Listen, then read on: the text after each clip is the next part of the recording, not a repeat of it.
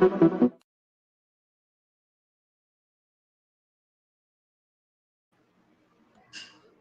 up, sports fans? It's your man D back. Speak Your Mind Sports Talk. All right, check it out. Check it out. So, quite an interesting conversation we got here today, guys. I'm gonna mix boxing and basketball. Y'all know I love them both, but we're gonna talk about both of these guys. LeBron James, Canelo Alvarez. The hate is real. Fanboys. They're there. They're surely present. So let me see. We got Brandon Nicholson in the building earlier. D-Jeffs was good. Fan was good with you. My man Chopstick was good. Chopstick. Canelo not even on that level of LeBron. I hate LeBron. Well, to be honest, Chopstick, in their respective sport, he is on that level of LeBron. Like, now we can't compare basketball and boxing because basketball is way larger, all right? Worldwide, boxing is actually as large as basketball. You find boxing in many, many, many countries around the world, but the popularity of the sport and the way people pay attention to it.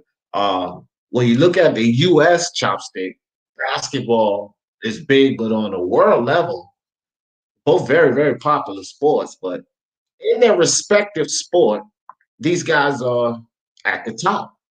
Okay, so I wouldn't say that Canelo's not on that level. In boxing, he's on that level. If you're talking about star power and popularity, then yeah, you're right. But looking at these guys in their respective sport, let's keep that in context. LeBron is GOAT status. No, he's not. That's sort of what we get ready to get in on. No, he's not GOAT status. He won't overtake Jordan. Even if he was to win this championship and the MVP along with it, he still won't overtake Jordan. See? And that's the thing. And that's what this discussion is about. Because the hate slash fanboys are surely present. There are a lot of people that hate LeBron James and hate on Canelo Alvarez. Right? So the hate is present.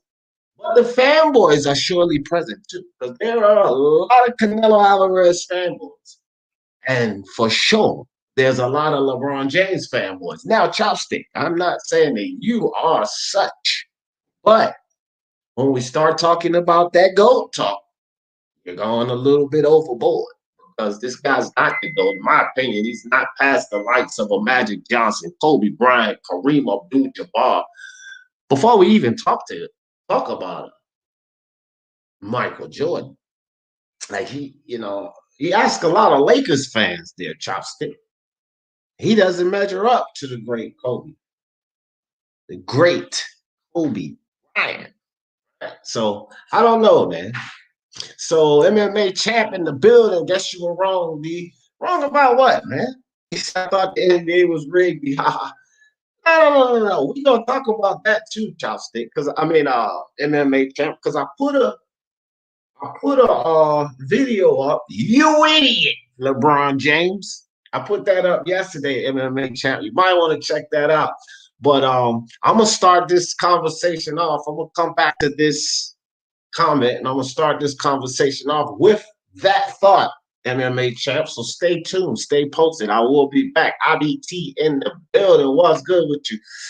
Yeah, you were just hating on LeBron. Now you're bigging him up. Nope. See, we're gonna come back. We're gonna come back to it, my friend. Because one thing about D. Jefferson, you're gonna find out this, MMA. I don't hate. I don't do no hating, but I speak on certain things, certain topics, and the lovers of the fanboys of these teams, they just don't get it. Queen Lisa in the building. What's good? I'm a controversial type guy there.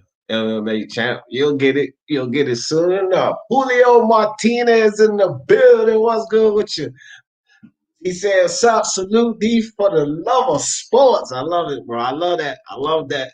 I might have to do something with that. Might be on my t-shirts, Julio. I like how you got those dollar signs in there.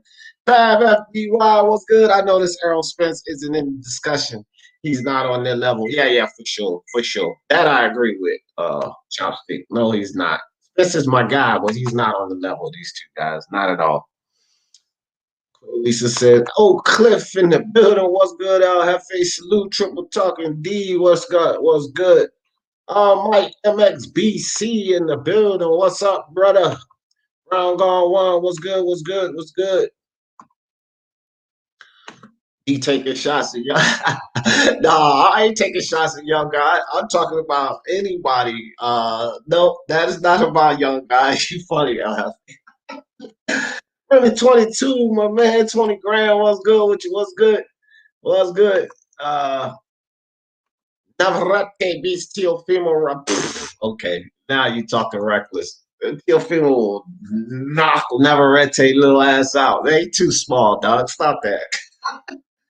Navarrete is 5'7". He looked taller than Ruben Villa, but he's shorter, smaller, and he can't mess with Teo. Stop that, bro. I know you're joking. LeBron is one of the greatest players to ever play basketball. Yeah, sure, top 10. If you can get in the top 10, if you can get in the top 50, then you're ATG, one of the all-time greats. So that I'll never take from LeBron. I actually have him in my top 10. It's just his placement in the top 10 is where I think a lot of people are skewed.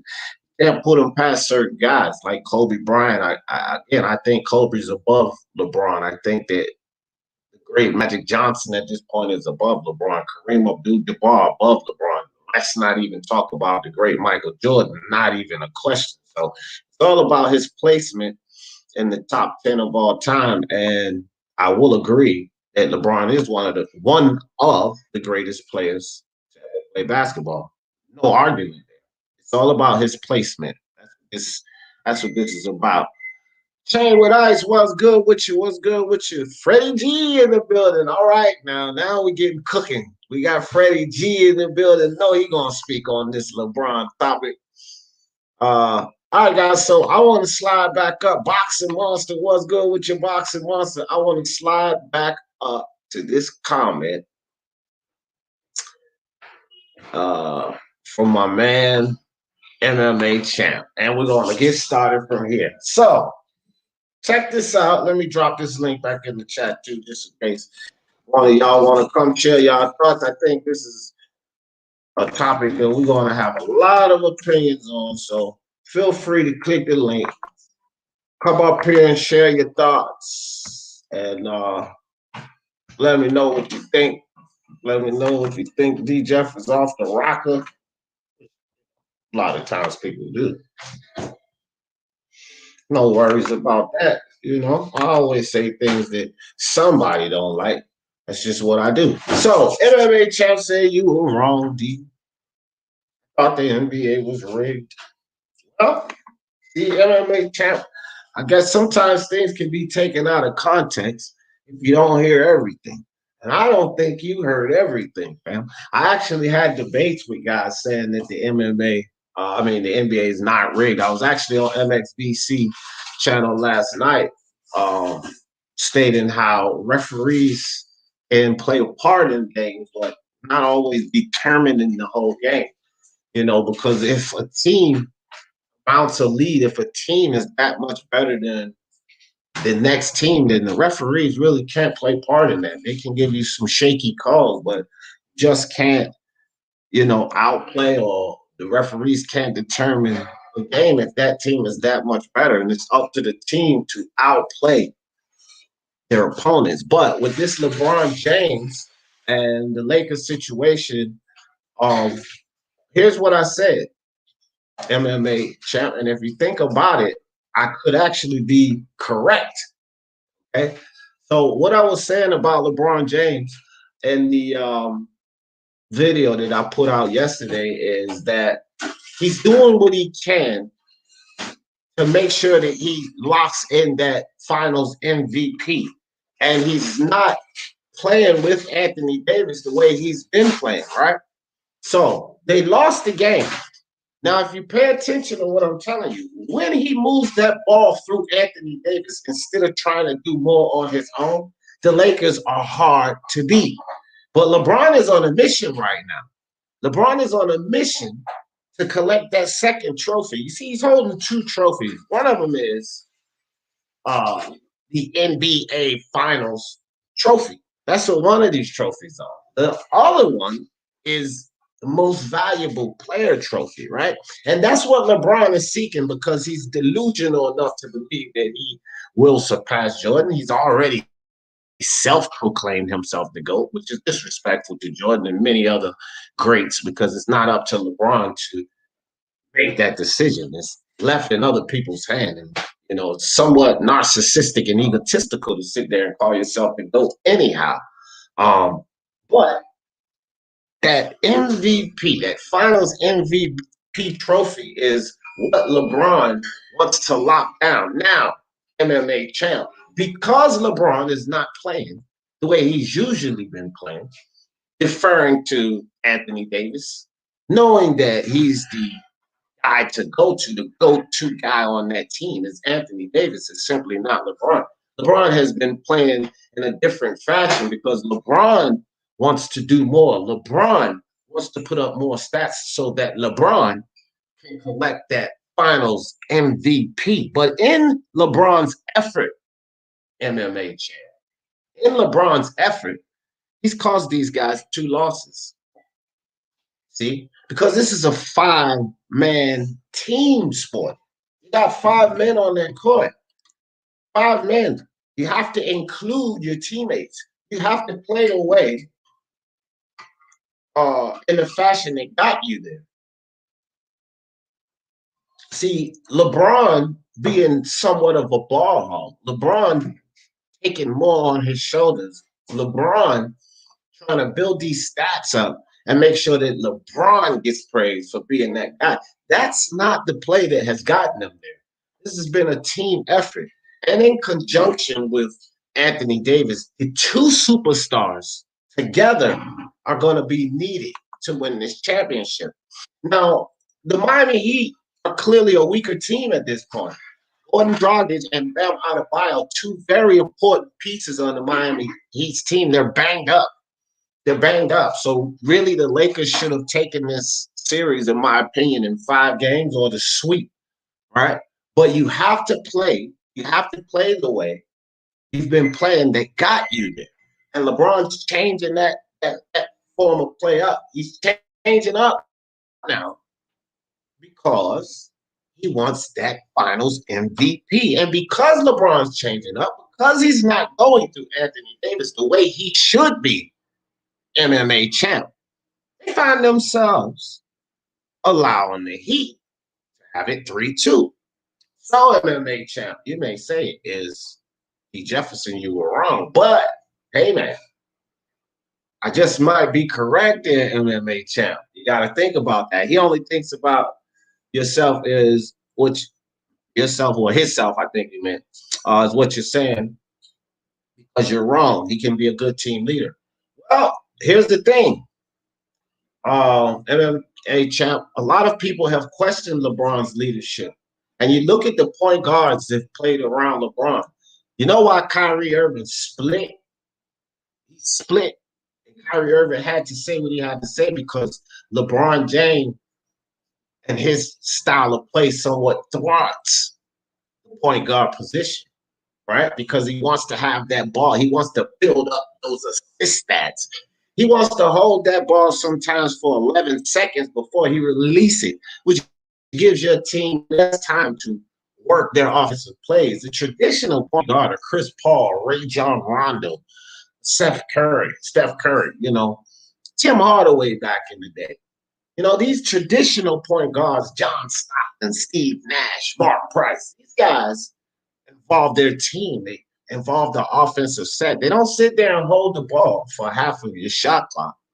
Then you get into a position where you're somewhat rushed. Take the play away from the point guard, right? That's what LeBron does often, MMA champ. Just watch him. Leadership is definitely about making your team better, making your teammates around you better, MMA champ, which is something LeBron has also been pulled up on. And you know what I mean? So, with that being said, there are pros and cons to the way LeBron plays. But I will tell you this: 3-1 deficit These are things that, the Denver Nuggets team just came back off of a 3-1 deficit twice in this playoffs. They did it against the Jazz, turned around and did it again against the Clippers. Right? They couldn't complete it the third time against the Lakers, which would have been absolutely amazing. However, they did it twice. This is just something that normally doesn't happen. Um, well, the Lakers had the Heat down 3-2, so it's safe to say that maybe these guys should go back to playing the way they have been playing before. If you watch LeBron James in this final series, he's doing more. He's attempting to take more on his shoulder. Now you go back into history, into these championships that LeBron has won, the three that he has. You look at LeBron's style of play. He deferred the ball, guy. This is a fact. He deferred the ball. See, the thing is, LeBron James is not that Kobe Bryant style player, Russell Westbrook, Michael Jordan. He's not that style player that has that killer in him that says, no, give me the ball. I'm going to put the dagger in this team. This is not LeBron. Traditionally, he hasn't been that guy. And now it appears that he's trying to take that on, but that's not the style of play that got them to this big dance. If you get to the big dance and you're in a competition, well, why the hell would you change your dance partner in the finals, right? That wouldn't be right. You need to do the same dance. You need to work with that partner. This is not what LeBron doing. He's trying to take more on his shoulder. The last series against the Nuggets, when they were on the brink of coming back, it wasn't LeBron James that put that dagger in the Nuggets. No, it was Anthony Davis that put that dagger in the Nuggets. Right? LeBron James is somewhat opportunistic. He sees an opportunity because the Miami Heat have been weakened by shoulder and arm injury of Bam Adebayo, the ankle injury by Gordon Dragic. They've been weakened, so LeBron James sees an opportunity. Hey, maybe I can change up a little, do a little more, instead of playing the way that got them to the big dance MMA champ. You got to take all that into account. Remy 22 said Kareem gave us our first championship before the league became the NBA, and we became the Golden State Warriors. So LeBron nowhere near the GOAT. Team isn't one player only. Thank you, Remy. Very, very, very well said, my friend. Even with Gordon Dragic and Bam Adebayo playing, this should have been over in 5. Exactly, Brandon Nicholson. And what MMA champ is not really realizing is just the style of play LeBron James trying to do more. See, he's not that guy. A lot of LeBron James fans won't want to accept that, but he's just not that guy. True sons in the building. Respect to your true sons. I appreciate you, bro. Appreciate that. So all you guys that do have the opportunity, click that link. Come up here and talk to me about this. Especially you, MMA champ Freddie G. I know you. I know Freddie G don't like what I got to say. God damn it, Freddie G is an ultimate LeBron James fan. MMA champ said he's not thinking about other player. He wants to get the chip for Kobe and is playing the best. Look. I'm not going to do this one, MMA champ. I'm not going to do this. That's more opportunistic. LeBron James is not doing what he's doing for Kobe. That narrative, we're not going to push. I'm not even going to let that one slide.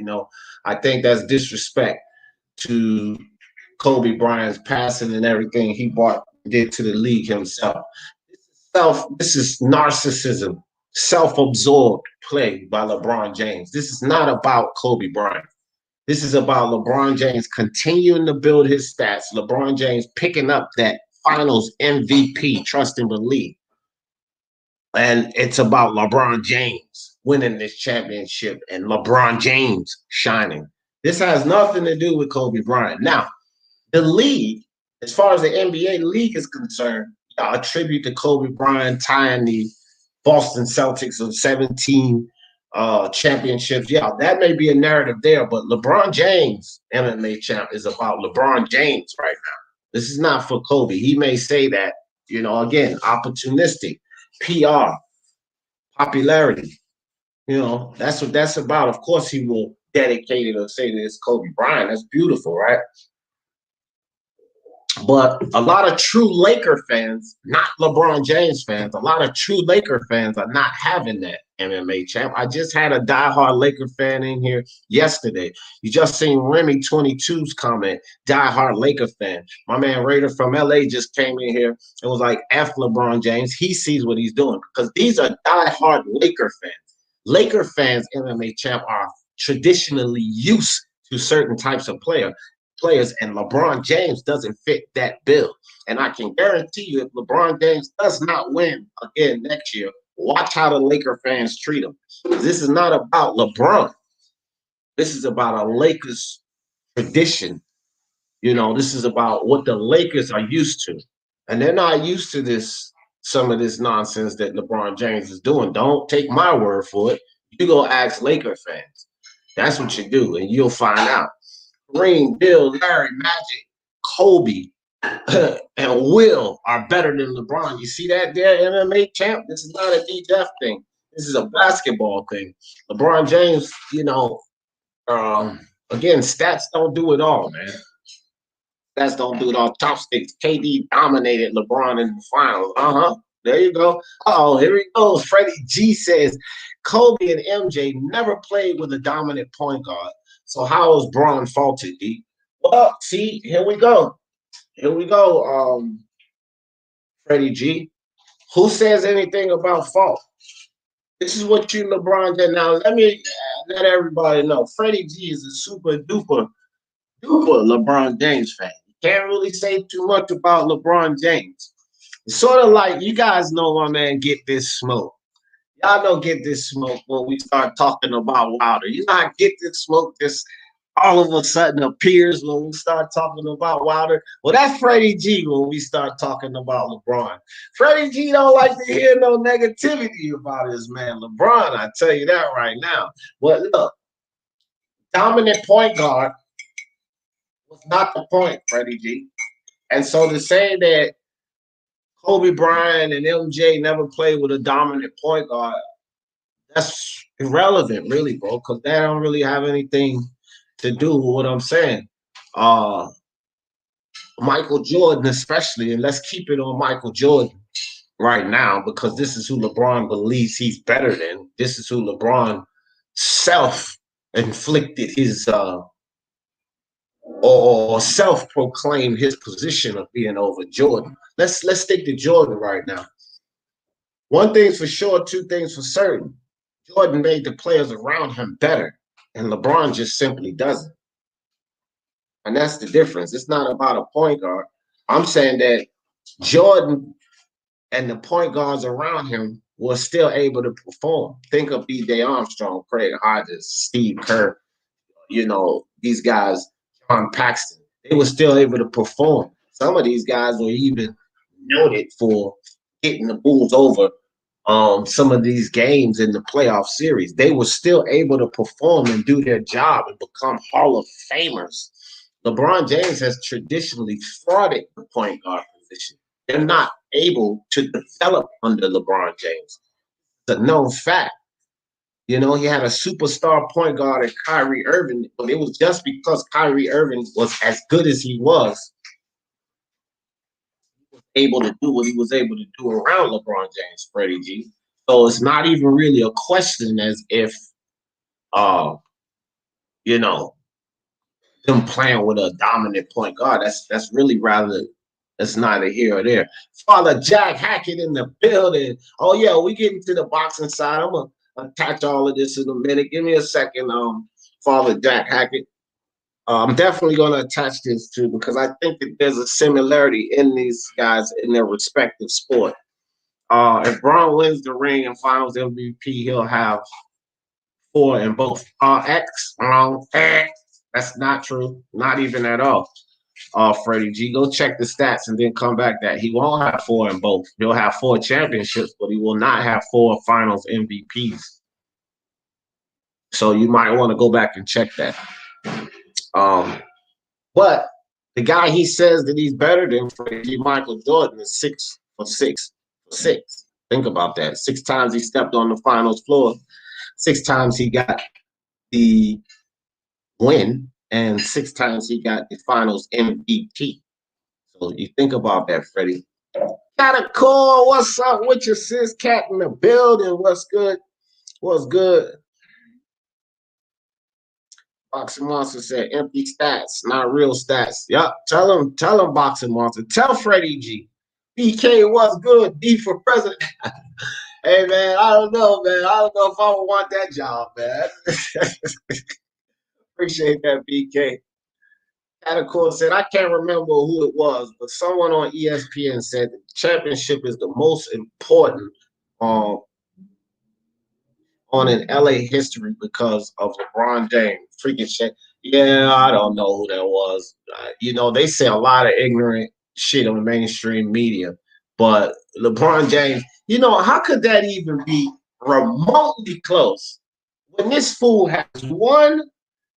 Let me say it again. One title, and he hasn't even gotten that yet. Because if he doesn't change his former play up and start going through Anthony Davis, they may slip or mess around and let the Miami Heat slip back in there and take them to Game 7. And who knows? Once you get to Game 7, the series begins over again. So, but I don't know who said that, Cap, but they need to smack the hell out of themselves for that. This shit for Kobe. Now, what are you talking about, D? Freddie, did you not hear what I said? And I've been saying this for a while, and I'm not the only one saying this, Freddie G. The league has definitely pushed. See, you don't like to accept truth, Freddie G, because you're too stuck on LeBron James, fam. I spoke about this on Freddie G. You tell me, what reason did they have to postpone that Heat and Boston Celtics game on Wednesday, besides allowing the Lakers to have as much rest as the Heat?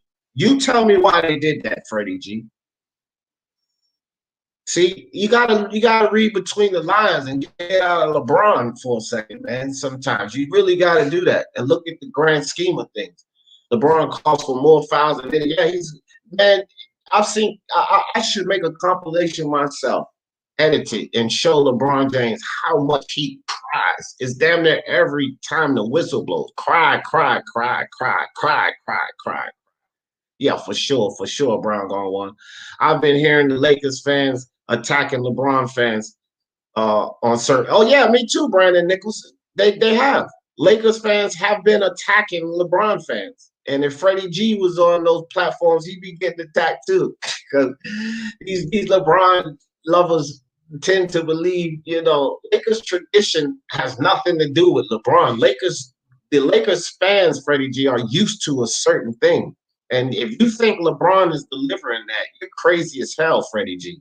LeBron is not delivering to Lakers fans what they're used to, what they're accustomed to. And this is why a lot of Lakers fans are giving LeBron so much heat, Freddie. You better wake up, buddy. Real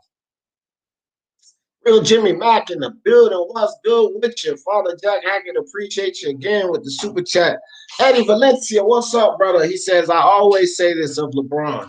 He was a stat padded player since, listen up to all of these comments, Freddie G. He was a stat padded player since 08, 09-ish. All right.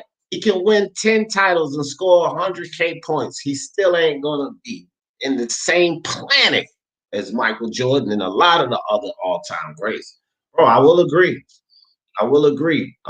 Like I said, I got him up there, but I got players above him. That automatically being compared to Jordan is just absolutely ridiculous. They're disrespecting a lot of players that he needs to be talked about in the, with before you even start talking about Michael Jordan. Brown gone one and Jimmy Mack. I like DBZ too, greatest fan here.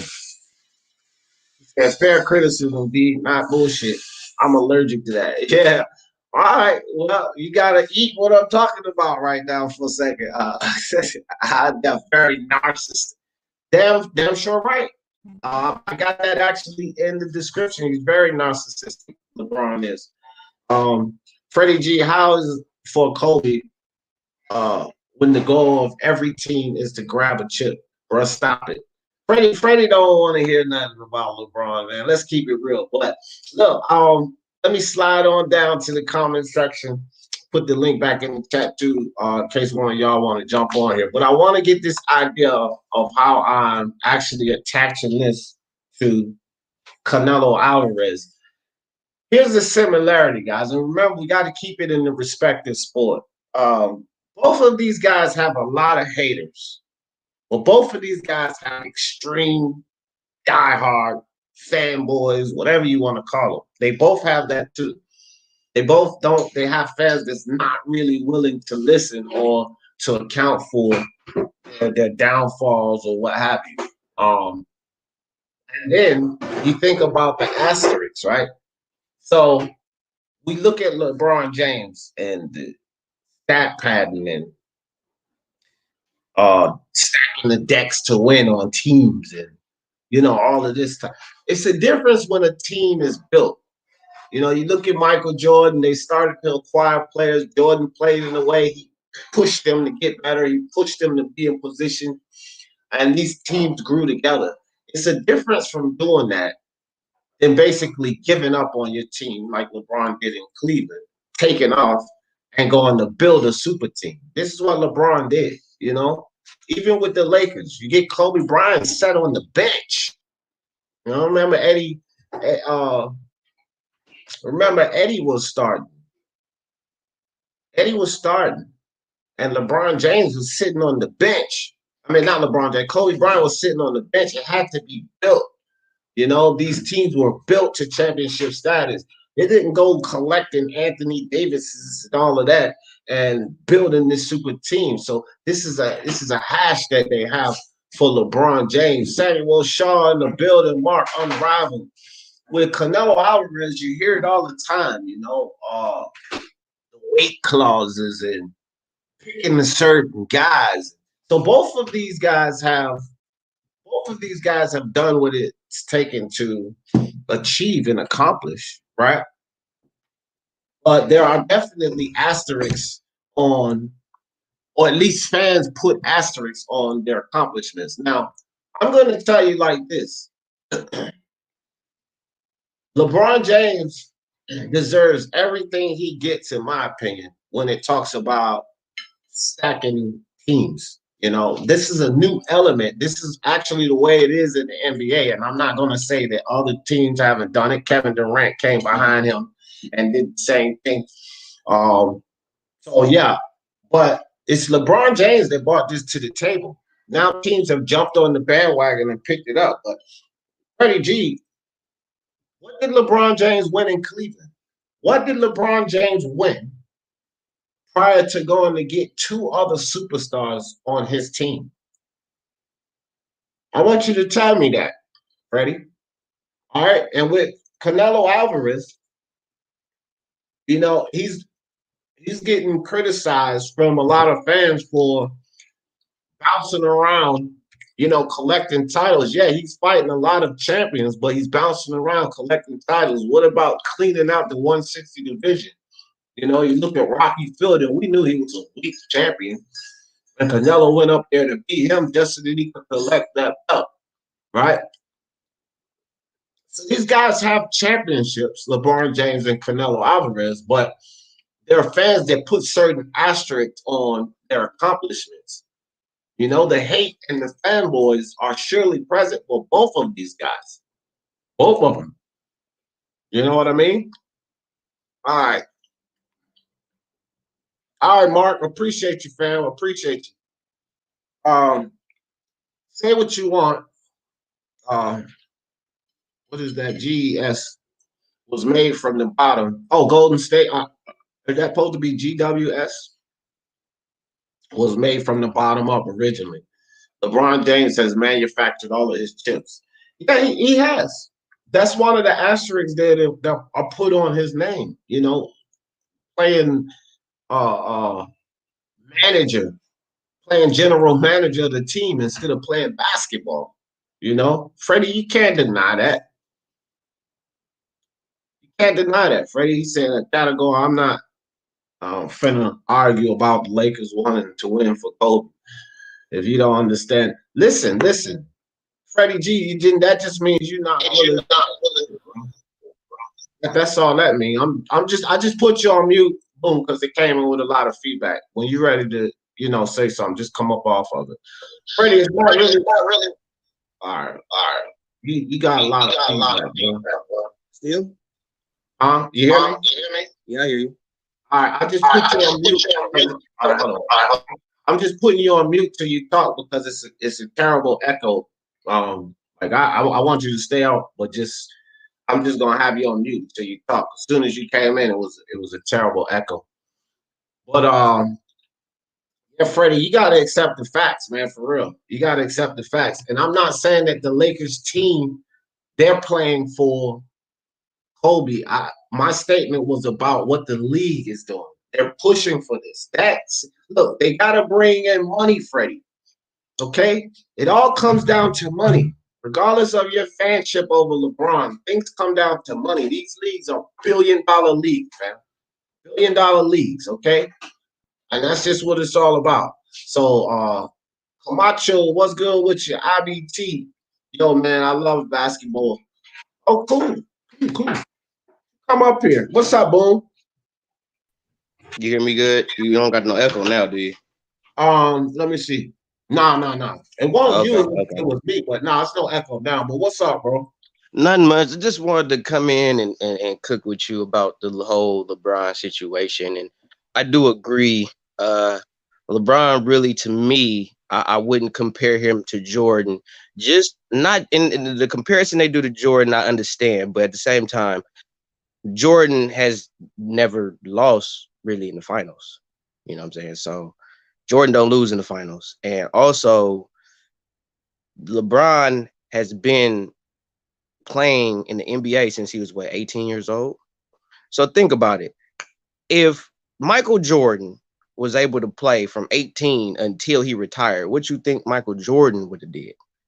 So in my opinion, he gets an additive bonus just on the fact that he was able to come to the league, which I feel that the NBA shouldn't do, because in that sense, it can discredit what the other players that actually went through the whole process of high school, college, and then the NBA and solidified themselves as NBA players. And I feel like a lot of players cheat the game when they go from high school to the pros. And I feel like the NBA cheats people out of the process of being an effective player by not letting them go to college. So the reason why they're comparing him to Jordan is because of all the accolades and the amount of accomplishments he's done in the NBA. But he's been in the NBA since he was 18 years old. He'd be in the amount of talent that LeBron James has had, he'd be a damn fool to not have had the accomplishments that he's had statistic-wise. Championship-wise, he's no comparison to Jordan or Kobe. Statistic, you can measure him up a little bit, but that's because he's been playing since he was 18. But championship-wise, overall career, he's no comparison to Michael Jordan. Now, what I will say about Canelo, and I'll say this and I'll stop talking, but what I'll say about Canelo is about him moving up and grabbing championships. I feel like if we're going to give Canelo some heat, we got to give Tank Davis some heat, because Tank Davis is doing the same shit. He's just going up different weight classes, grabbing belts, just fighting whoever, grabbing belts. He's not trying to clear out no divisions or nothing, but he sure is a pay-per-view star. So I just feel like we got to give the heat to everybody all the way around that's doing that, not just Canelo, because Canelo is doing it along with a few other fighters. Yeah, and that's what I'm saying. That's why I put this up here like that, and I wanted to really talk about both of them. I just started off with LeBron, and had I started off with Canelo, I think it would have been the same thing. You got people just going to come back and not agree. Well, you know how I do it. Yeah, but I agree with you. I criticize all of them, and right. I praise all of them. But some people cannot, when they're super fanboys, they can't listen to, or they don't want to hear the criticism, right? But I'm not. Nobody is above criticism. No one. I don't care how much you love these athletes, Freddie. You listen to me. Nobody's above criticism. So you can protect and defend all you want, but when you got damn near everyone in the chat agreeing with the criticism, you see what I mean? You got to take that into account, Freddie. You're the only one fighting for the criticism on LeBron James. He's not perfect, man. This guy self-proclaimed himself the GOAT. And you cannot tell me anything, Freddie. There's nothing you can say right now to explain why LeBron is the GOAT. of all time. Nothing you can say, Fred. Right? So by him self-proclaiming himself, not only is it disrespectful to all the greats, because they put their hand in on saying who's the greatest of all time. Not only is it disrespectful to them, but it's disrespectful to the actual GOAT because he hasn't done anything to say he has surpassed Michael Mm-hmm. I think Jordan. he He's not just has done a it. star status. I think LeBron has just a good, a big star status. As far as, in my opinion, he does have an impact on the game. But when you want to say who has the bigger impact on the game, not just an impact as far as being a star, but who has more of an impact on basketball in itself, LeBron James or Michael Jordan? You're You going to look say at Michael Jordan. definitely Michael Jordan. And you look at this, we were talking about Ali uh, on Mark's channel, on Rivals channel one day. And when we talk about athletes and star power, worldwide star power, Freddie G, this is to you. When we talk about athletes and worldwide star power, how much of a global star it was. I don't think anyone in any sport ever surpasses Muhammad Ali. But when you talk about a guy who was on that level, it ain't LeBron James, Freddie G, but Michael Jordan damn sure was. See, he was that global star power. That's what Michael Jordan had. That was basketball. Michael Jordan, it was Michael Jordan, Freddie G, that caused the world to get better in basketball. They didn't like getting embarrassed by Michael Jordan the way they did. LeBron James lost in the World Games, Freddie G. He lost. Yeah, Michael that's what Jordan that's absolutely yeah. dominated the world competition, and Yeah, LeBron lost in world competition. You that's sad understand? right there. That's So you sad right can't like this is the thing that people like Freddie D don't want to accept and understand. And I don't want to hear anything about the level of talent because you look at the guys that LeBron had around him when they lost that world level competition. LeBron is just not on that level. You see, Canelo Alvarez. I'm getting ready to poke at him. Because there's a lot of Canelo Alvarez fanboys that like to talk about Canelo Alvarez, the face of boxing. He's a star, this, that, and the third. Canelo Alvarez was not even in the atmosphere of an Ali when it comes to world popularity. He wasn't even in the atmosphere of a Mike Tyson when it comes to world popularity. See, these guys, fans, the Freddie G's of the world and the Canelo Alvarez fans, you guys have these guys too high on a pedestal. You need to bring them back down to reality. This is what you guys need to do. So then when criticism comes, you can accept it instead of being so quick to jump and defend it. Michael Jordan took a bunch of low-level role players and a team of great players. LeBron needed, already Yeah, built up teams and players that's what I and was won gonna everything say. in his favor. That's so true. That's what Yeah, that's what Freddie I was don't like gonna to say. understand. You Yeah, know? because LeBron had to go. Because you got to remember, LeBron was in Cleveland and he left Cleveland because he claimed he couldn't win in Cleveland. Now, yet still he kept going to the finals and losing to San Antonio and Dallas and all that. But at the same time, he was still able to take his team to the finals. And all he needed, what he showed when he eventually won the championship in Cleveland, all he needed was a couple of little key players here or there. No, Kevin Love ain't the biggest known player in the world. J.R. Smith is not the biggest known player in the world. And he had Kyrie Irving, which was a known star in Cleveland. So he just needed maybe one or two decent players and maybe one other star along with himself to win a championship. He didn't need to, he didn't need to go to Miami to win a chip. He didn't need to do that. That was just like, I can't do it on my own. I can't make nobody better around me. I gotta go where they're already got some good players, and I'll just get in where I Right. fit in. You Mm-hmm. see, what Jordan did was he made the players better around him. That's what also made him a great player.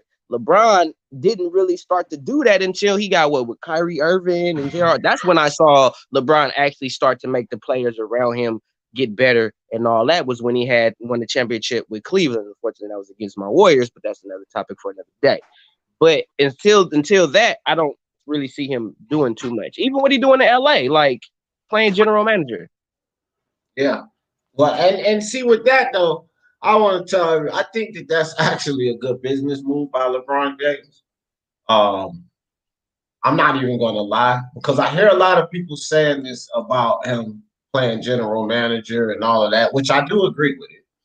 I'm not saying that but I think it's a good business move. LeBron James is setting himself up for after basketball, which is what a lot of these athletes don't do. You know, Rich Paul and LeBron James and Clutch Sports, what do you guys think he's going to be doing? Right? He's getting practice. He's getting experience. So it's kind of a bittersweet thing right there with LeBron James. I mean, I get the complaint. I do get the complaint, but as far as a business move, think about it, fam. Like, Yeah, because he's learning the game. that's extremely smart on LeBron James' part for after basketball. One thing for sure, two things for certain. I wouldn't expect this guy to go broke after his professional athletic career. You know what I mean? Because he has all of that behind him. A lot of these guys finish playing basketball and they're destitute. They don't even know what to do next. They invest their money into some businesses that's going to flop and then they end up broke, right? So, kind of a smart thing. Kind of course says Freddie G. Michael didn't win for his dad. He won. And because, it was his father's day. Yeah, that won't really.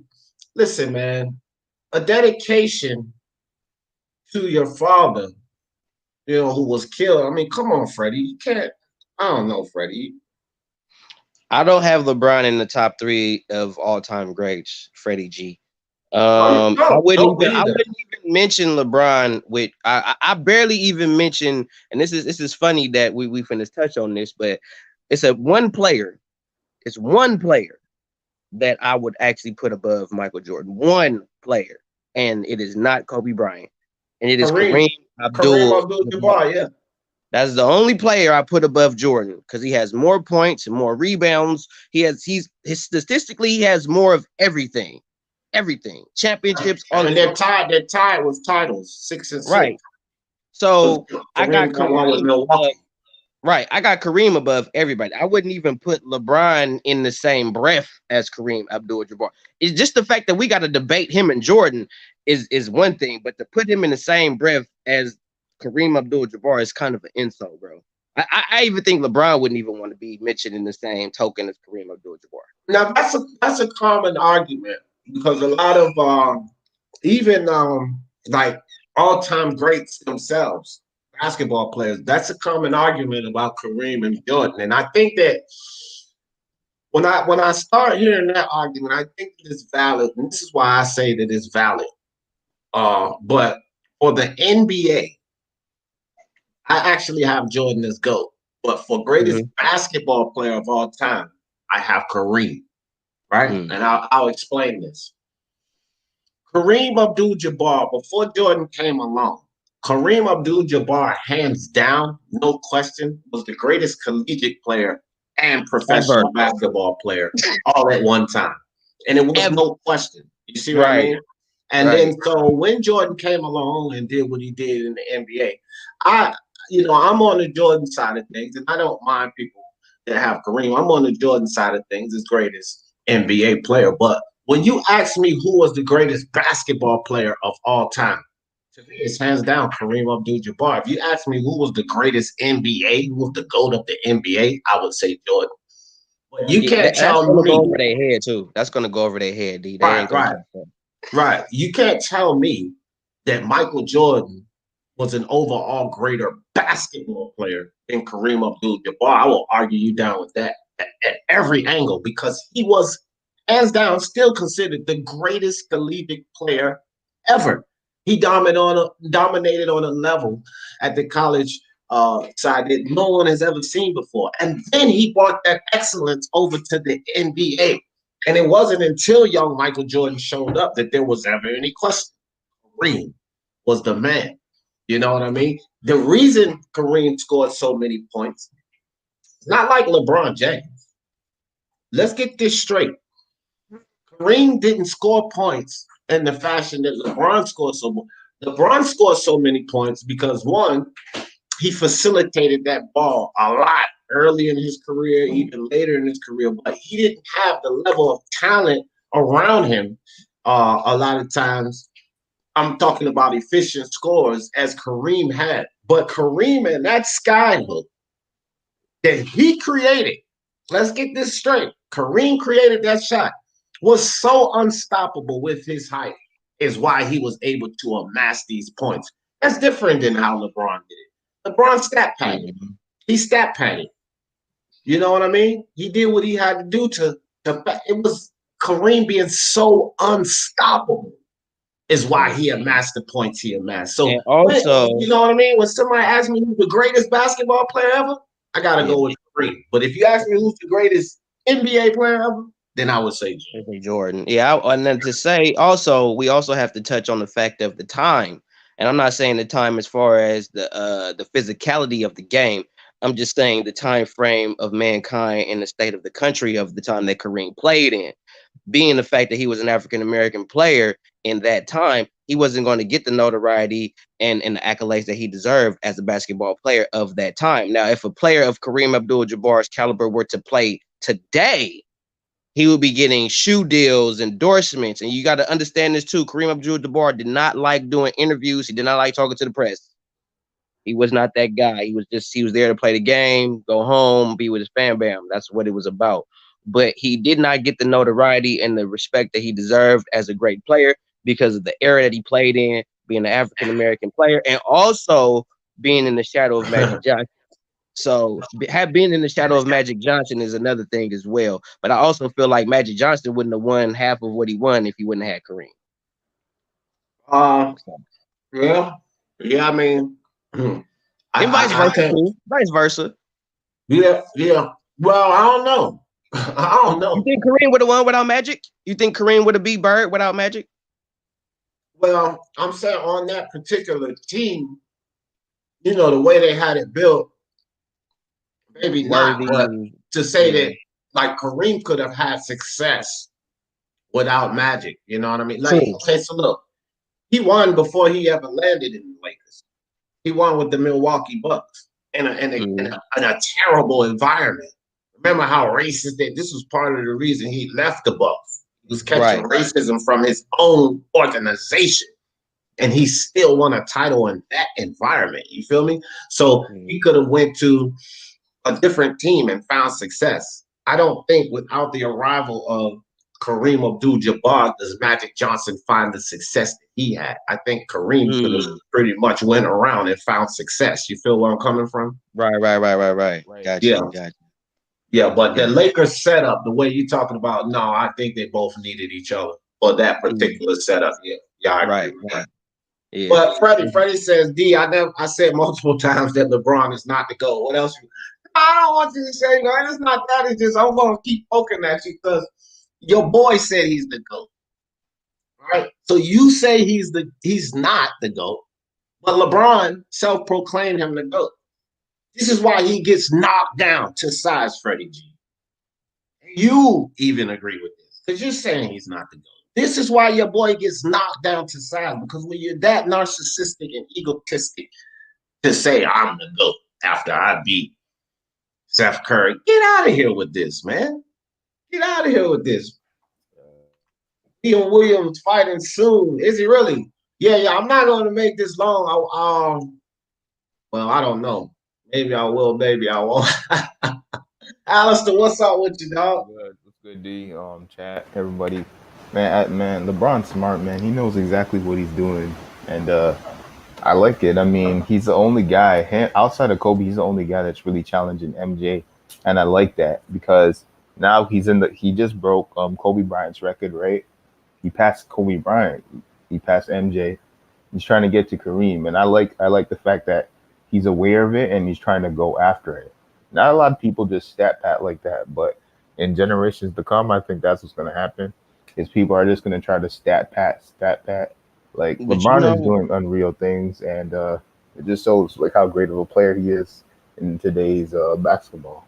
Well, only reason why I'm not impressed by him stat patting is because, for one, the way that Kareem did it in the era he played in, LeBron wouldn't have made it the way he plays. The way Jordan did it in his era, those Detroit Pistons games, LeBron wouldn't have made it in those games. Yeah. And LeBron, look how long it took LeBron to get to this place. Mind you, LeBron started playing when he was 18. You think if LeBron would have went to college, did all that, and then went to the NBA like everybody else did, and did it the technically right way to go about your basketball career, he wouldn't be nowhere near Kobe or Jordan or Kareem. The only reason why he's close to it is because he started his career at 18. So granted, he should, given his talent level, his dedication, he better pass them up. But boom, There's no reason for him Right. to be playing that long and not pass them up. Hold on, Alistair. Boom. I don't mean to cut you off, and I'm not going against you, but if you're gonna say that about LeBron, right, then you really can't use that ideology for Kobe because Kobe came earlier than LeBron.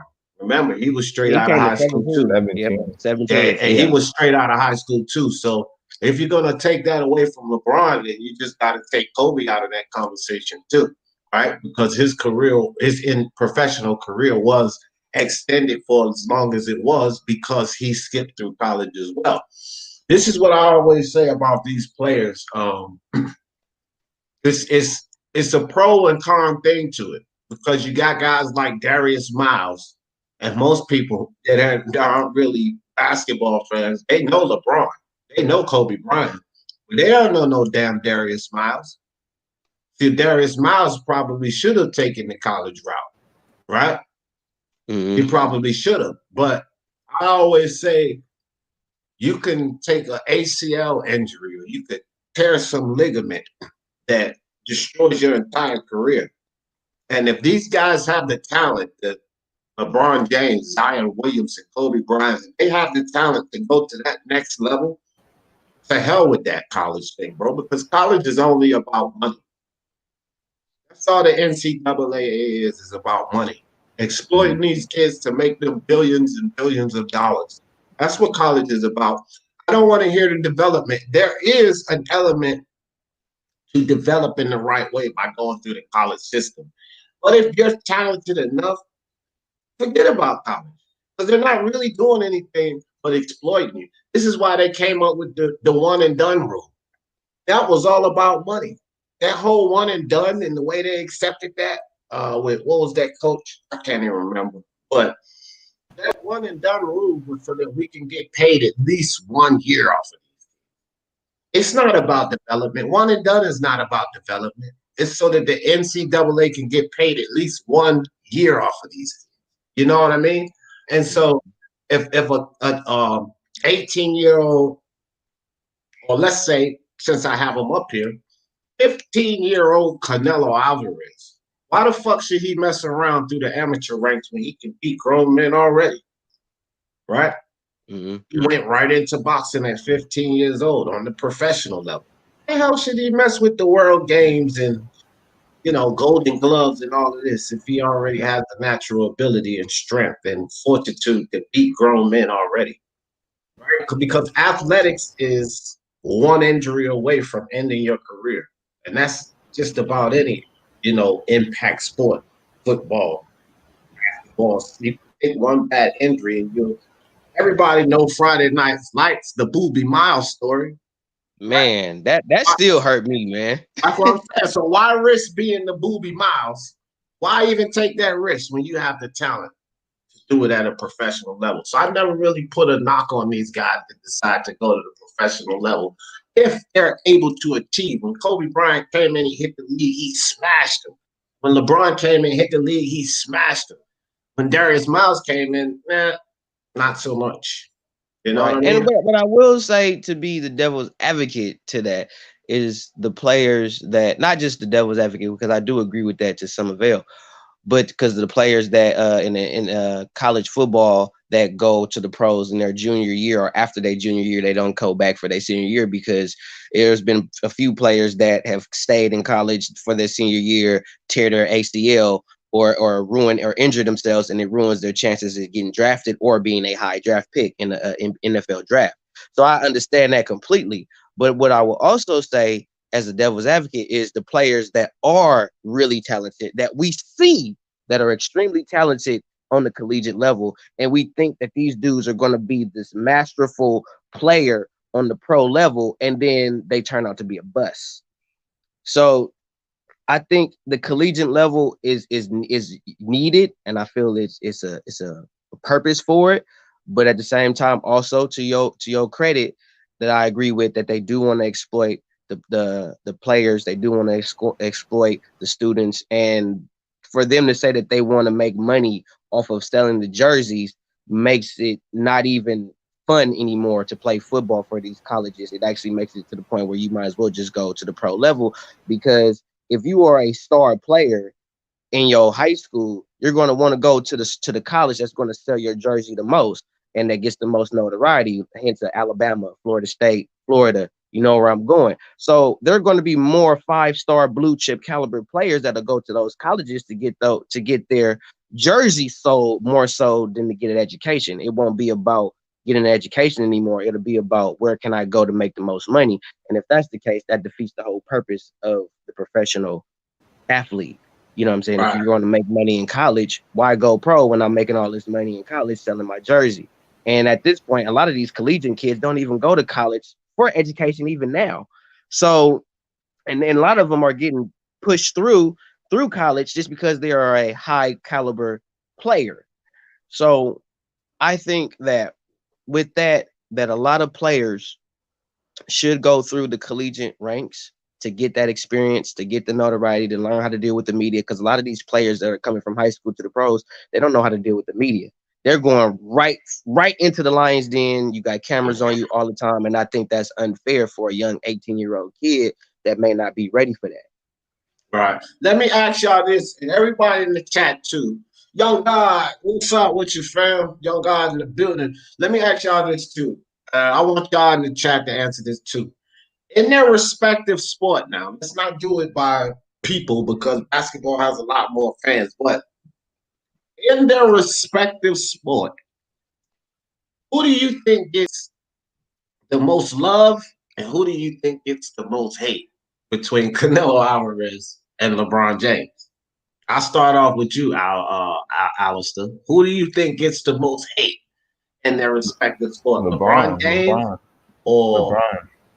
Okay. And I think that you might say that, Alistair, because we've been through this time and time again. You still got to touch up on boxing. You know MMA and basketball, but you don't know a lot about boxing. But I could get that, and it's actually a really good argument, Alistair. So LeBron's been getting hate. LeBron's been getting hate since like 2008, bro. Like since 2010. Like Canelo didn't rise on the scene until like Canelo been getting hate before LeBron, dog. I can promise you that.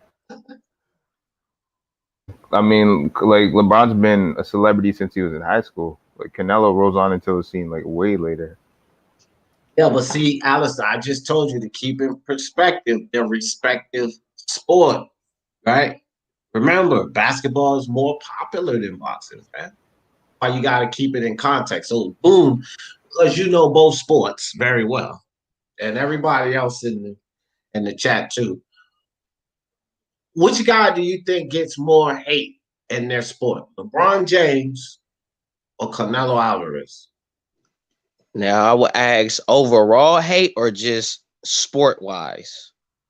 Yeah, within their sport, within boxing, and then you got to go within basketball. Because overall hate, LeBron James is going to win. Like, I think LeBron James is going to win that overall hate. But that's why I want to keep Canelo. Sport-wise is Canelo.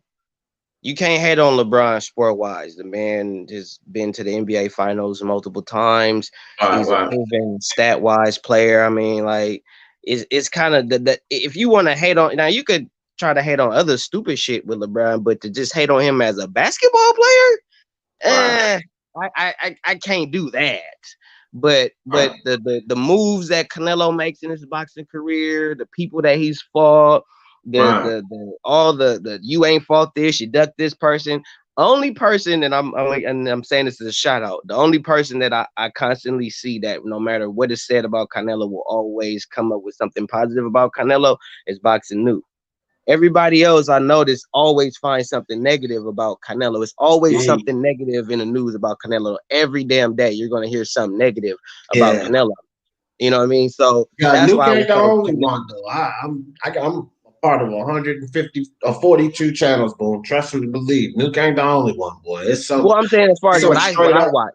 Canelo fanboy channels out there. I'm talking about you can speak nothing against Canelo. Okay, Alistair, I want you to take a look at the chat, my friend. Yeah. LeBron, oh well, he's in the chat. You're in the chat, and you see that you're the only one pretty much. No, Okay, well, Brandon AG. Nicholson says LeBron by far.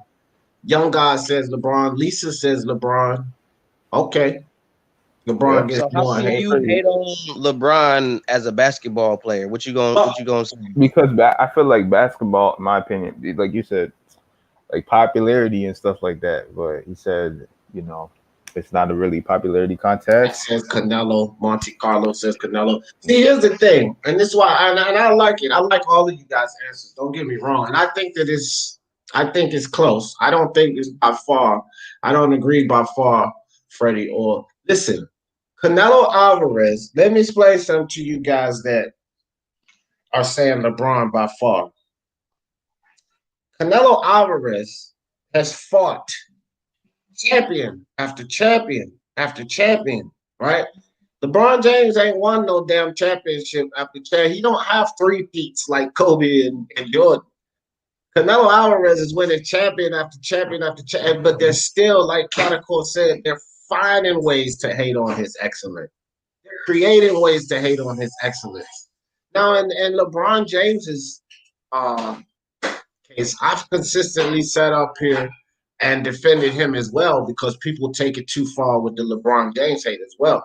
Listen, man, I don't care if you stay he's stat pattern. You got to get those stats, right? This is the greatest basketball league in the world. So even if he is stat pattern, you got to be able to get those stats. It's like I say about Lomachenko when people say that his career was tailor-made. Well, you got to beat those champions. Just get the fights to get in there with them, but you got to beat those champions. And that's the same ideology I'm using with LeBron James. Okay, yeah, you can accuse him for stat pattern, but you got to be able to do it, right? You got to be able to get the rebounds. You got to be able to find that guy. LeBron James has some of the best passes in the league. You got to be able to thread the needle like that. So we can't take it away. I think that both of these, to me, I think it's close.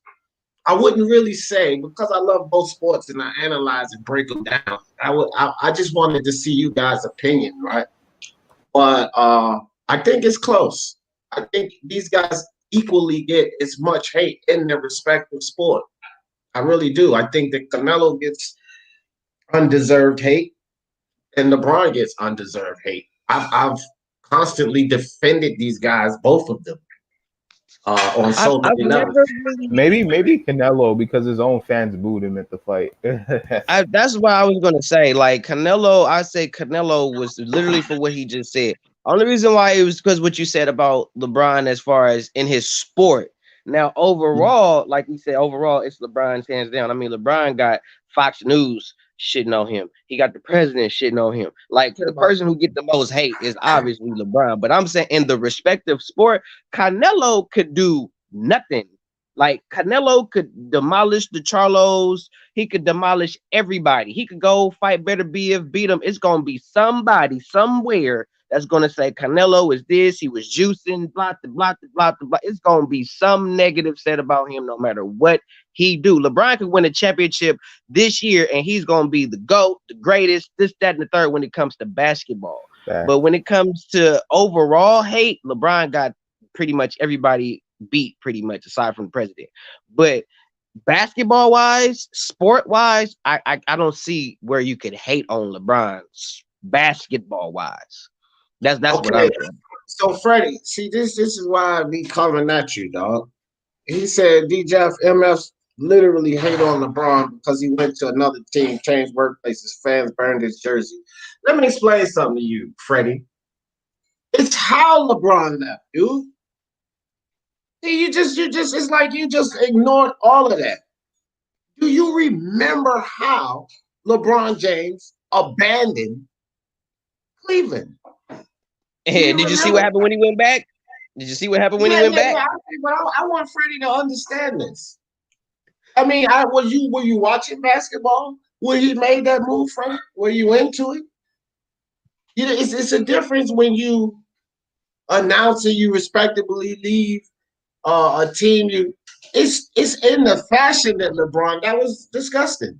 And if you can't accept that, it's not about him changing workplaces, it's how he left that team. You don't leave your fans and your city that supports you. You don't leave them the way LeBron left them, man. Mm. And that's just not hate. I don't look at that as hate at all on It LeBron. was just mad. Well, I mean, but it was disrespectful the way he left too, bro. Yeah, he just said, "Fuck y'all, I can't win with y'all. Fuck y'all, I'm out."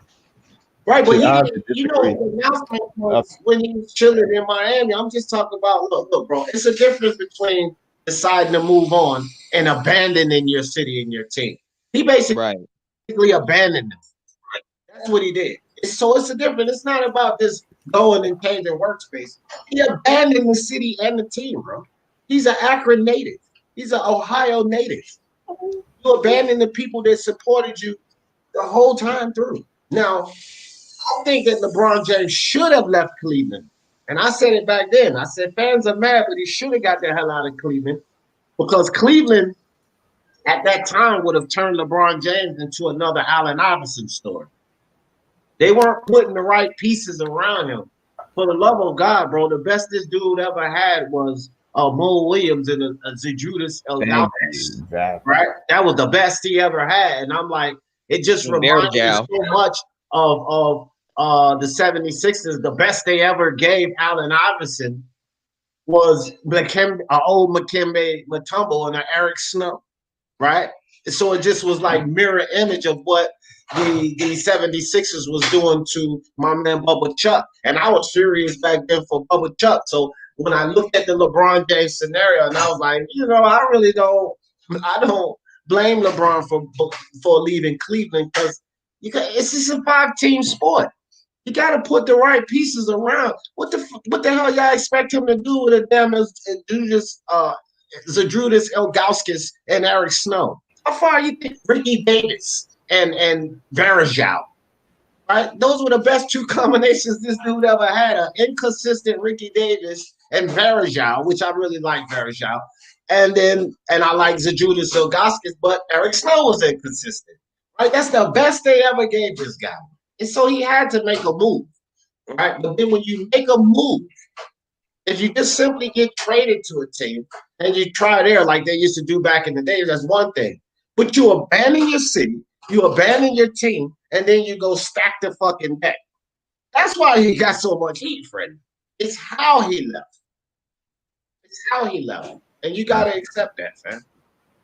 I mean, like I said, bro, like when LeBron got drafted, like he was the first pick and all that, right? He was in an unfortunate situation. When Kobe got drafted straight to LA, Shaq went there. He had all the help already, and that's why he won so fast. But LeBron had to really grind his way through, and he still made it to the finals by himself. You know, 1 year and at like 22 or something like that. And his best help ever was Shaq. Shaq was like old Shaq was like his best help he ever got. So I feel like he was already at an unfortunate disadvantage. So people trying to say he couldn't do this. He carried his entire career. He had to carry. Man, so did Allen Iverson. Alistair, I don't want to hear that bullshit because so did Allen Iverson. And unlike LeBron James that went there and got swept, got his ass whooped, Allen Iverson pulled out a victory against that dominant Lakers team. He actually pulled out a victory. He got one game. So I don't want to hear that sob story about LeBron. Because Allen Iverson, one of my favorite players ever, hometown boy, dog. Motherfucking Bubba Chuck. He did it. He went and he put a loss on that LA Lakers team. But what was he supposed to do? What the hell was Allen Iverson supposed to do with a Shaq and a Kobe? And then you had these key role players like Rick Fox, Derek Fisher. Come on. Allen Iverson had none of that. Robert Horry. Robert Horry. And he still pulled a victory out of that. So LeBron go suck an egg. You know what I'm saying? When it comes to that. And that's cold. They pull Robert Horry just to shoot a 3 in the corner. Like, hey, look, when there's 3 seconds on the clock, we need to get Horry in the corner. Put him in the game. And what can you do? Because check it out. You got a double Shaq. You got a double Kobe. So Horry's going to be left. He's going to be left open. You double LeBron, what he got? Who he got to kick it to? You Nobody. double Chuck, who did he have to kick it to? Right? And Yeah. I nobody to kick it to. So I mean, yeah, again, I think that it's close in their respective sport. The amount of hate that these guys get. Overall hate, I would say, yes, LeBron by far. Overall hate, because hell, there's people that don't even really watch basketball like that, but they hate on LeBron. They not even in the damn. Like, goddamn, bro, you don't even know nothing about the sport. How you gonna hate on LeBron? You don't even know what's going on. So, like, overall hate, yeah, for sure is LeBron. But if you look at them and their respective sport, it's close. It's really close because it's like Canelo in boxing. He can't do any right, bro. He can't do any right. These Charlo fans throw all of this hate on Canelo, right? Right? But what the fuck has Charlo done? I mean, y'all praise this guy, and after 30 fights, he just stepped it up. After 30 fights, do you idiots understand that at 23 years old, Canelo fought Floyd Mayweather? And after 30 fights, Charlo is just stepping it up to the referee. The Canelo hate is extreme, man. And what other fighter outside of Lomachenko, who's also hated, what other fighter outside of Lomachenko fought 5 champions straight? Canelo and who else? Who else? See? Charlo didn't even defend 5 times well. More or less fight 5 champions. He didn't even defend. Look at his last 3 defenses prior to freaking the Reverend Chinko. And Brandon Adams, Dennis Hogan, and freaking Matt Corrigan, right? So, I mean, I just don't like Canelo gets extreme hate in boxing, bro. It's ridiculous. This guy, but you go up 2 weight classes. This is something that's historical in boxing. Here's the reality of this jumping 2 weight classes, guys. When you see the guys that were successful at jumping 2 weight classes and succeeding, do you realize that these guys are Hall of Famers, number one? And many of them are all-time greats. They're not only Hall of Famers, but I'm talking the guys that jumped 2 weight classes, fought a champion and was successful. These guys are, most of them, all of them are Hall of Famers. And a good portion of them are actually all-time greats that did that. So Canelo jumps 2 weight classes and goes and defeats a champion who's going to be a Hall of Famer in Kovalev, and he was still catching hate for that.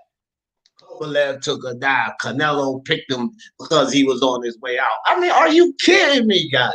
Let's see Jamal Charlo go up and fight anybody at 175. 68 for that matter. Shit. Anybody. You don't got to go fight the damn champion. Let's see Jamal Charlo go up and fight Dmitry Bivol. Right? Or Artur Beterbiev, or even at the time when Canelo did it, Jamal Charlo go up and fight Kovalev. We seen Jamal Charlo just fighting the Reverend Chinko. There's nothing in my mind that tells me Kovalev would have beat Jamal Charlo if he'd have jumped up 2 weight classes to fight him. What I just seen with that Reverend Chinko matchup, I say Kovalev would have beaten Jamal Charlo had he jumped up 2 weight classes to go fight him. Canelo knocked him the fuck out, but he still caught hate over that. Come on, man.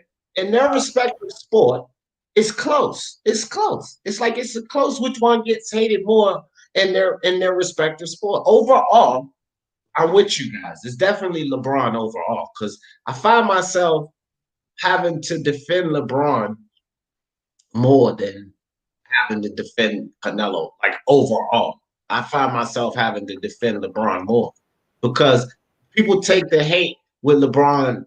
They take that overboard too. Now, Freddie, you said something too early. I skipped off of the comment, but you was talking about the Phil Jackson. See, you LeBron lovers need to cut this bullshit out with LeBron not ever having the right coach. And I'm going to break you down on this, Freddie, and anybody else who agrees with that nonsense. Look at what Eric Spoelstra is doing right now. The same Eric Spoelstra that had LeBron, that took him to the finals, is challenging him in the finals without Dwayne Wade, without LeBron James, without Chris Bosh, without Ray Allen, Freddie G. So to say that LeBron James never had that great coach, you're looking at him compete against the fucking coach that he did have. He's competing against them right now because that coach lost all of that, Freddie, and he's right back in the finals playing against LeBron. So all of you fuckers that keep talking about LeBron didn't have a good coach, go smack yourself because you're actually witnessing that coach right now. The Miami Heat was a dark horse team for a reason. They weren't supposed to be. Everybody was talking about the Bucks, the Celtics, and the 76ers. And the Raptors. And the Raptors. True that, Allison. And the Raptors. It wasn't about no damn Miami Heat. So for you to say, oh, he never had this coach, he never had that coach, y'all go smack yourself with that bullshit because you're witnessing a great coach in Spoelstra right now. Right now. Right now. Mm-hmm.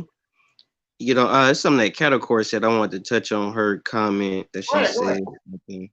I'm trying to find it. I'm trying to find it. I'm looking for it right now. She said, nope, not there. But she said this one, not based on sports ability, Canelo is the most hated. LeBron gets extra hate because he talks about politics. Yeah, that one right there. Yeah, I think really why I was saying overall, like, I'm okay. I'm gonna let you go. Boom. No, I agree with you 100%. That's why I say in the respective sport, they're close. But overall, yes, LeBron because of that type of shit. But go ahead, Boom. Yeah, because of the politics, man, and I think that's something that and I speak on for and I say I speak for all athletes in a sense because I am one, but I feel like athletes get a bad rep when they want to talk about something as far as politics is concerned, and I feel like that's not fair. Athletes are people too. They vote. They have a right to vote. They votes matter. So, and they have to have a life after whatever sport or whatever athletic endeavor that they're taking on in their life. So to give somebody a bad rep because they want to make a difference as far as what's going on in their country, I feel like that's not fair. And I feel like a lot of athletes are getting bad reps because they're using their platform to basically using their platform to let people know what they can do as far as their votes are concerned, and they're getting bad reps because they're trying to educate people about the government and the voting process. And I don't think that's fair that the government do that, or the media does that to athletes that want to educate people about politics. Well, I'll say this with LeBron and some of the things that he spoke about, right? See, this is the thing with LeBron, in my opinion, and why he gets himself in trouble. Because it's just like, boom, like we always get on people. If you don't fucking know, if you're not educated in that field, then don't fucking speak on it, man. And a lot of times LeBron, he gets and he says these things that sound politically correct, but he's fucking lost in the sauce. Right? He makes these statements like, LeBron, shut the fuck up, bro. You know what I mean? Sometimes the criticism that comes upon him from the things he says outside of basketball when he digs his nose in he deserves it. He deserves it. Like Donald Trump told him, tell LeBron James to shut up and play basketball. Yo, I was dying when Donald Trump put that tweet out. Donald Trump is by far our most comedic president in the history. Like, this is the funniest president ever, dog, this dude. But sometimes LeBron James just oversteps his boundaries. Like, Boone, I'm all in politics and what's going on in the world. And I've heard LeBron James myself say things that's just utterly ridiculous. And if I had him on this platform, I would body the shit out of him on some of this stuff he says. And the problem with that kind of goes on to what you said, Boone, is that they do have this platform. They do have that influence. They do have so many people that love them, cherish them, put them on a pedestal, and are influenced by them, right? And when you say these ridiculous things, then you're putting the wrong ideas out there. You're putting the wrong ideas. If you don't know what the fuck you're talking about, you're putting the wrong ideas out there. People are going to gravitate to the bullshit. right? So sometimes he just need to step back and shut the fuck up, or maybe go to his PR and ask them, should I say this? Because I'm pretty sure a lot of them would say, nah, maybe you shouldn't say that, right? LeBron don't do that. You know, you King James, you know, he let that King James shit go to his head. Like, dude, you ain't no damn king for real. Sometimes you need to just sit back and watch things unfold and keep your mouth shut because you're a superstar. Michael Jordan, hate him or love him, decided not to speak up on a lot of that stuff. And people say, well, Michael Jordan didn't use his platform to talk about this and talk about that. No, Michael Jordan was pretty wise on that sometimes because he probably knew to himself, maybe I shouldn't speak on this, right? So it kind of goes both ways with that. Some things LeBron said is really spot on, and I agree with him. But some things he said, he's totally off, bro. He's totally off when it comes to politics. And that dumb shit he said about Trump that time came out to be untrue anyway. So, you know, but I just love Trump's response to him. Tell LeBron to shut up and play basketball. You know what's funny? That's funny. But you know what's funny, though, D? What's funny, D, is how LeBron, I forgot what happened. People are trying to say, like, oh, he's the GOAT. He's like the GOAT outside of basketball. Like, he's the GOAT for speaking up on social justice and this and that over MJ because Michael Jordan didn't do that and LeBron did it. So they're gonna say on the court he was special, but off the court he was better. Off the court, and Jordan is my favorite. Off the court, I give LeBron the respect, Alistair. Much more. Listen, off the court, if they saying like between these two guys to go on the court and off the court, my hat goes off to LeBron all day, hands down. Fuck Michael Jordan. Yeah. Fuck Off Michael the court, Jordan. I mean, LeBron made a school, Michael man. Jordan off the court is pure scum. I'm gonna take it that far, Alistair. He's scum. You understand what I'm saying? This dude is ridiculously scum when it comes to our people, you know, our black people, our American people. Michael Jordan's terrible. Just people in general. Listen, if you're a billionaire and you're making money, right, and you have the pool that you have, you shouldn't have 10 or 12 sweatshops out there creating your product. You shouldn't. Because when is it enough money, fam? You shouldn't have 11 and 12-year-old kids, you know, working to make your goddamn shoes for $72 a week. No, Alistair. No. He's scum. What? He's But that's not his fault. He just plays basketball. No, it is his fault because he can control that. He can control manufacturing, fam. Don't try to give him an excuse. He can control that. If you don't understand business, Alistair, don't get into this fucking discussion with me. It is definitely his fault. He and Nike are equally responsible for that shit. They're equally responsible for that. Because listen, this is what it boils down to, Alistair. It boils down to this, really, this is what it boils down to. It boils down to making a profit of $7 billion versus making a profit of $4.3 billion. You're still making a $4.3 billion profit without involving these kids in sweatshops. You're still making $4.3 billion profit without involving these children in fucking sweatshops. Don't tell me he didn't have a choice. That's not, I mean, that's kind of impressive though, how powerful he is to be making that much. I mean, we have Jordan, like from Jordan. It's impressive, but he's a scum for it. You know, I don't want to hear impressive when you're doing tomfoolery, fam. When you're hurting people in humanity.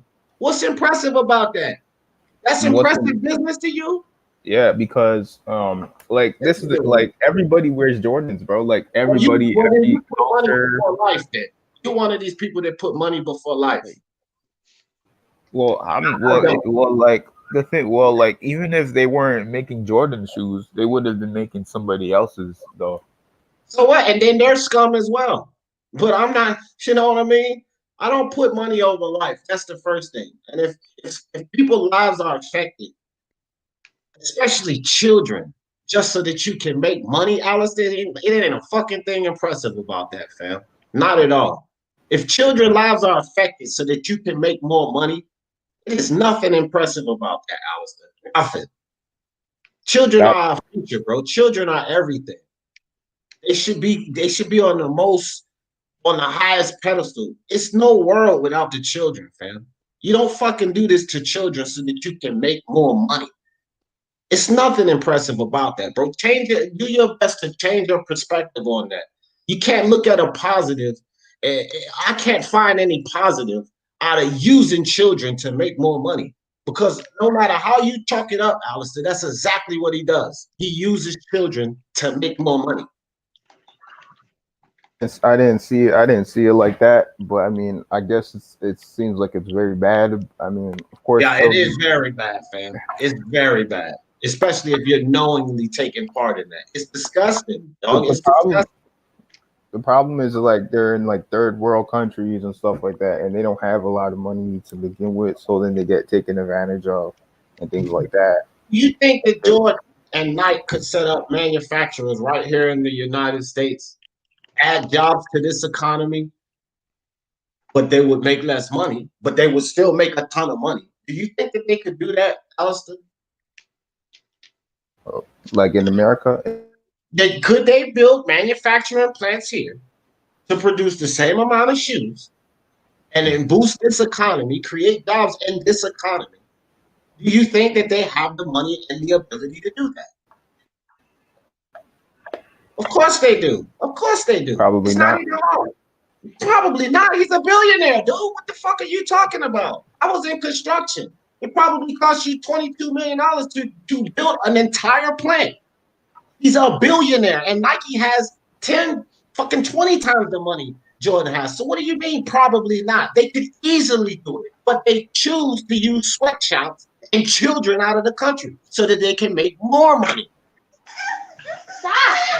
That's disgusting, man. That is disgusting. We cannot praise that as people, bro. It's not about America or nothing. As a person, you can't praise that type of tomfoolery, fam.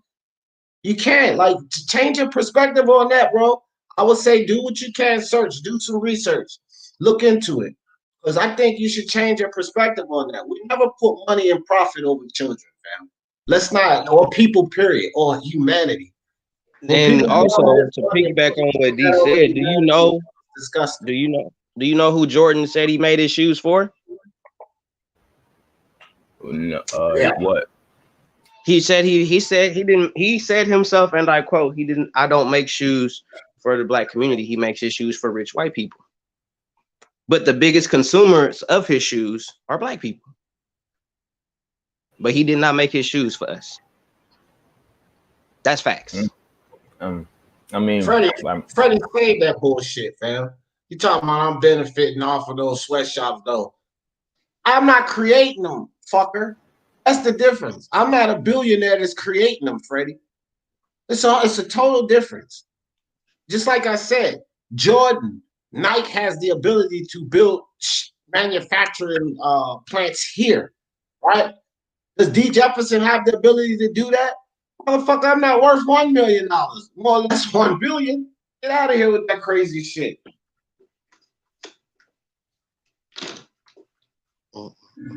And you benefiting off of it too, Freddie, because you just typed that comment to me, motherfucker. Where you think that phone come from? Get out of here with that, dog. I'm gonna tell you right now, if I had billions and billions and billions of dollars, dog, I'm not gonna utilize anybody's pain and turmoil to make more money off of that. No fucking way, bro. I want to create institutions and things to give back to help people get money like I have. That's what I'm going to do. I'm not going to beat people down to continue to make more money. And I can promise you that, Freddie. I mean, I feel like because he got to a certain status that it sort of changed his mind. Like he became a different person because he finally got billions of dollars. So now he thinks like one of those like dirty billionaires. Remember you were talking about that before about like, you know, some billionaires are selfish and, you know, they don't help the planet, things like that. Michael Jordan was that way. He was scum before that, Alistair. He was scum while he was playing basketball. I'll give you an example. He was making millions of dollars in basketball. He took the team out. This is a report about this, and a lot of NBA players talked about this. He took the team out to dinner. They racked up a bill of over $17,000. He didn't tip the servers. He said they work. He wouldn't service. That's absolutely disgusting because servers don't get regular wages first and foremost. They make their money on how they service you. You being a multimillionaire racking up a $17,000 food bill and decide not to take the service. See, that disgusting mentality was with him before he became a billionaire. And Scottie Pippen and the rest of these guys, Robert Ory was there. They went and they all chipped in and gave those servers like $3,000 in tips. Jordan decided he wasn't going to give them anything. He had that disgusting mentality before he became a billionaire, Alistair. So we could speculate that, but I'm going to say no. He's had that disgusting nature in him. He's choked out players. He's punched players on his team. This guy is like it's one thing to be great in basketball. That has nothing to do with your personality. Be a piece of shit, you're shit. Period. Damn, bro. I didn't know you felt like that about your MJ, man. Yeah, outside of basketball. Yeah, that's outside of basketball. I don't personally fuck him. It's just like Floyd Mayweather. He was one of the greatest. I love him boxing, but he's a piece of shit outside of boxing. Fuck Floyd. Bro, I don't see. This is the thing with a lot of people. They put these fucking athletes and superstars on pedestals. I gotta remember that they're people. And if they're bad people, they're bad people. I don't care how good of an actor they are, how good of a rapper they are, how good of a fucking basketball player. If they're disgusting people, they're disgusting people. And you guys need to decipher the two. Michael Jordan is a total piece of shit. That's what I feel about him personally. He didn't need money for that. He didn't need money for that. I'm going to tell you something too. If you say that, oh, he got billions and he changed, it's like, no, people don't change. They just become better versions of themselves. And if it took for him to get money for you to see that about him, that just lets you know he's always been that way. It just took for him to feel comfortable financially to actually show it. So he's never been like the okay person. He's always been an asshole in some form, way or another. So it's not just because he had money. It's just Michael Jordan's a fucking asshole. He a dick. So that's what it is. Like people in general, like Catacor, have you ever, real quick, hold on, Alistair. Catacor, let me ask you this. Have you ever waited, because I used to be a waiter at Friendly's Ice Cream when I was younger. Have you ever waited tables? First and foremost, the fucking host that stands there at the front of the damn restaurant and just gives out menus and walk you to your goddamn seat. They get a base pay more than minimum wage. Waiters get less than half of minimum wage, and they can only earn their money by their service, by getting these tips. So they're not getting a regular minimum wage. They have allocated expenses, which goes on your taxes, and that comes from the tips. And that's part of their job. So when you say that, you know, you agree with Jordan, well, why is that? If someone services you, then you should pay them. If you take your fucking car to a mechanic and they do service on them, on the car, you're going to pay them. That's what the tips is in place for. Now, it wasn't the fat cat that they had bad service, because if the service was bad, then the other basketball players that was around wouldn't have decided to give those service tips, but they did, and they thought that it was disgusting as well, Cat. But if you've never been a server, then that's I mean, come on. I got an even better one for you, if not just as good. I do security, and when you're a bouncer at a club and you show good service, you know, you get a tip. Now, mind you, I get paid a wage to be there. I get paid an hourly wage to be there. Right. But if my service is above and beyond, I might get a tip. Now, I don't deserve the tip. I'm not asking for a tip. I don't expect the tip, but I get a tip just on my service. So if my job is to serve you, now I get paid to serve you, but if on the flip side, I ask for a tip, or my service is so great to where I've earned the right to get a tip, I think they deserve a tip. Yeah, I think they deserve that. That's the thing with waiters too, boo. They're not really getting paid to serve you. Like, they get a third of minimum wage. That's their starting pay, like a third of minimum wage. So unless you're a fucking admirable person and, you know, pay them what they worth. Now, if it's a fucking sorry ass waiter and you decide not to tip him, like the waiter's rude, he ain't bringing your food out, he's spilling tip on you, I can understand that. Like, I'm not get there. About that. But that wasn't the case with Michael Jordan, man. That wasn't the case. And like even the teammates and the other basketball players that he bought to the damn dinner, they said a lot of them said it was disgusting what he did. So it wasn't the case that these waiters were fucking terrible. Michael Jordan just said, and this is what he said, Cat. I don't tip. So what about the service? He just said, I don't tip. Come on with that nonsense, man. Right. And I was in a restaurant before COVID hit, and it's funny that category says it sounds like y'all problem, but that's shady for you to say that, because I saw this guy, waiter, this is what he does. Shady. That's her opinion, but I feel you. Go ahead. You know, this guy was all over the place. Now, you might have a waiter or a waitress that is not just at your table. They might have 4, 5, 6 other tables that they are giving a service to.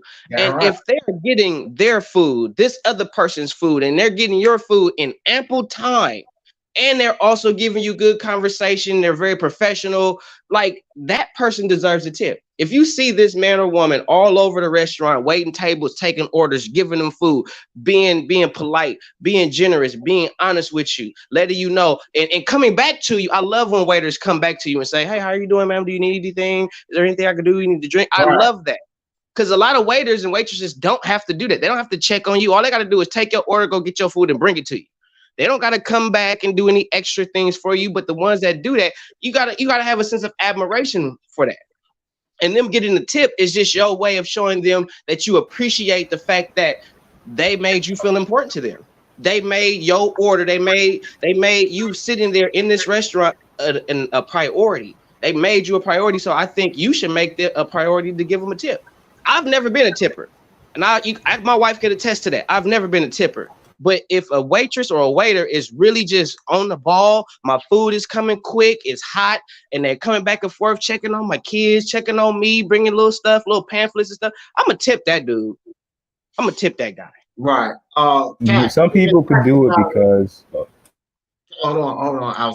Kat says even taxi drivers expect a tip. Like, what the fuck? Okay, Kat, taxi drivers get paid for driving, and then they get paid off of the fares. So them expecting a tip, I get it. But a server gets paid less than fucking minimum wage, and they're working for the tip. So if they do their fucking job, they service you well, it's not an expectation. It should be what you should willingly give up. Facts. A fucking taxi driver expecting a tip, yeah, that might be out of line because they're already being paid for their duties. Where are we getting fucking lost here? We talking about taxi drivers expecting a tip versus a person that's working for that extra income. If you think that those servers for Jordan won't kissing his fucking ass, he was Michael Jordan. You better believe he was kissing his ass. Yeah. And what about bartenders? He fucking clean for him. Come on with this shit, man. And I just take this shit personally because I used to be a server and I used to hate to bust my ass, make sure everything right. And I'm serving a fucking party of 8 people. They sit around and hog my goddamn 2 tables up for 3 hours, and then they leave me a fucking $1. And I guess people like you think that shit's okay, huh? Hell no, yeah, I know what that feel like because I used to clean the tables. I used to work at Gordelli. Had the clean tables, wait tables, and all that. And I ain't gonna lie, I never got a tip. Never got a tip. No matter how nice I was, no matter how cool I was, no matter how much I came back to, I never got a tip. Okay, then that's not what. Then why would you agree with Jordan then? Yeah, because you said, bro, I tip based on service rendered. Okay, Jordan say he don't tip. So even if the service is rendered is excellent, he don't tip. So how you agree with that then? Because your comment right there is contradictory to what you saying you agree with Jordan. Jordan is fucking scum for that. He's scum for that. Because you can guarantee. Man, look, if anybody, like when you go into the fucking strip club and they see the ballers coming, what do? They go all out. They go all out. Oh, these the big tippers, the ballers. So they do it. They go the extra mile. You think people see fucking Michael Jordan coming in and don't go the extra mile? The services will be rendered. And by your comment, you would tip them. Michael Jordan, I don't tip. Come on, man, get out of here with that. Michael Jordan's fucking scum. He's scum for that. Mm-hmm. I feel like some people they just do it just so they can get a tip. Like it's not as genuine. Like they'll just try to clean, be like, oh, let's just do extra and hopefully I'll get a tip. But like if you're just doing it on your own serve, like just for being a good server in general, and don't expect anything, then that's when I think you should. It's like say expect that from a stripper. Like we finna go to a strip club, D, and we just gonna go sit at the club, buy our one drink, and we just gonna look at the naked girls. We ain't gonna tip nothing. We just there to look at them. That's it. We ain't gonna give them shit. Fuck they hard work. Fuck the bartender too. Don't care if she make a good ass drink. I don't care if her drinks is the shit. Fuck her. And there is no rule that performing for tips, bro. Like strippers go in there. What the fuck you in the strip club for if you're not gonna tip them for their performance? Take your cheap ass out. Go watch a fucking porno flick. Get the fuck out of here.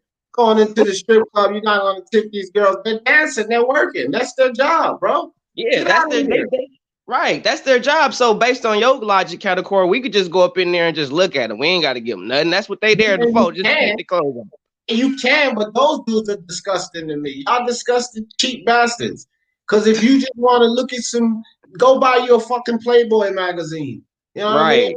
Get on your fucking phone and pull up Pornhub or whatever the fuck these sites are. Don't go into no fucking club and sit there and these girls dancing and working for you, or dudes even. If it's a female strip club, those girls are dancing and working for you. Man, come the fuck on. It's the difference between being cheap and being fucking scum than having principles and morals on tipping. Now, if people give bad service, I agree. They don't deserve a tip. As a waiter in my past, let me tell you something. I still tip everyone. Like if they have, gratuity is 15 to 20%.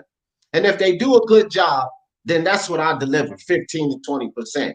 But if they do a horrible job, I still tip them. But it's way under that 15, 20%. Sometimes it might be $2 or $3. That's to let them know you need to do a lot better. I don't care if I spend $80 in here, $95 in here. You a sucky waiter. So if I leave you $2 or $3, you need to do a lot better. But I still don't leave them empty-handed because I have the understanding that same fucking cook in there, that host over there, the drink server over there, they're getting a base pay. They're gonna collect a check for the 40 hours that they work, regardless of what they do. If they make the drink bad, they're still gonna get their 40-hour check. If they cook the food bad, they're still gonna get their 40-hour check. These fucking waiters and waitresses don't get that fucking 40-hour check. They're dependent on you. If they give you good service that you do, at least gratuity. And it's fucked up if you don't. There's no, I mean, to their defense though, there's no actual rule that says, "Hey, give me a tip, or else you're gonna get arrested." Morality is no rules to morality, Alistair. Ethics and morality doesn't come with fucking rules. It's up to you to be morally or ethically correct as an individual. It's not about fucking what rules is established. Tipping someone for their services rendered is a moral and ethic thing. And morally and ethically, Jordan is a piece of shit for that. So sometimes you tip, sometimes you don't. You know what I'm saying? Sometimes people tip. You can talk that up as however you want. I just put it to you for all the ways you can do whatever you want with that.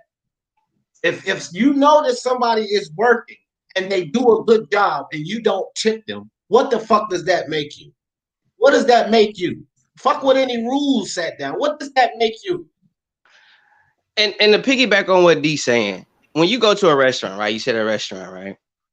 If who's ever your waiter or waitress, if they just hella bland, hella dry, don't really give you no energy, they just like, all right, hey, what you want? All right, for real? Okay, yeah. All right, bye. Don't say thank you, no good service. You know what you're gonna say? That's a rude waiter. That's a rude waitress. They're rude. Right. It's not that they're rude. They just probably just don't give a fuck. They're not trying to be rude. They just there to do their job. Their job is just to take your order, get your food, and bring it to you. They don't got to be nice to you. Their job is not to be nice to you. Their job is to figure out what the hell you want to eat, go get your food, and bring it to you. That's it. Anything extra is a bonus. So if I'm coming up to you and I'm saying, hello, sir, how are you doing today? Oh, I see you have your family with you. You have a lovely family here today, sir. Well, what can I do for you today? Our specials is blah, blah, blah, blah, blah, blah. Like, they don't have to do that. Right. They don't have to Right. be nice to you. And you mean to tell me that they could literally be nice to you, give you a good service, and you don't want to give them what, $5? When you know they barely make minimum wage? That's what D is saying to you. They Like, don't you make know minimum that wage. these They make a people, third of minimum wage. That's the fucking right? thing, man. It's not even. It's a third of minimum wage. And Cat, you sounding like mainstream media right now. No, I'm gonna tell you why I say she sounded like mainstream media right now. Because that's what mainstream media do. They take words and then they turn it around and they put it out with a total different meaning. I never fucking said morality was based off of tips. That's that dumb shit mainstream media do. I said if you know that someone's working for tips and they service you well, it's up to you to morally tip them. I didn't say that it was based off tips. What are you talking about here? That's what the mainstream Okay, media do. Like that's what they did to I got Trump. something. You know what I mean? Like, don't even get me started, bro. Mainstream media takes something that you say and they misconstrue it and then they put out a different fucking narrative. I never said it's based off tips. I'm talking I about can give morals you here. If so, hold on real right. quick, bro. I'm talking Go about ahead. morals here. Morals. If someone loves you, if someone cares for you, if someone has your back, and then you turn around and you snake them, then what are you morally? What are you morally as a person? That's what morals and ethics are, man. I ain't even saying not knowing allude to that is based on tips, but it's based on how you respond to their service. The tip is based on how you respond to their service. That's where the morality comes in. Come on, man. Don't twist my words up. That shit ain't never gonna fucking work. And you know that Yeah. better than anybody else. That shit ain't Well, gonna what I would say is it's a situation that happened, and it's something that I think all women, even Category, would do in this situation. I was on a date at Chevy's with my wife, and it was a pregnant woman. She wasn't that far along. She was maybe about barely 6 months, but she was showing. But she was moving. She was moving all over the place, handling her business, right? Now, Category, you can't tell me you wouldn't have just tipped that woman just because she was pregnant. Regardless of if she was black, white, Mexican, whatever she was. But she was a pregnant woman. She was handling her business. She was on her job. She was hustling. I had saw her wait 3 other tables aside from me, and I tipped her $10 because of that. Yeah, but And Kirk I said she think, would tip him though. Because she said right, if the services rendered are good, then she would. That's why I'm saying you can't fucking say you agree with what Jordan did. Because you said that's why I said it would be contradictory to that statement. Because even she said she would tip if the service rendered was good, which is morally correct. And right. Boxer Monster, you full of shit too.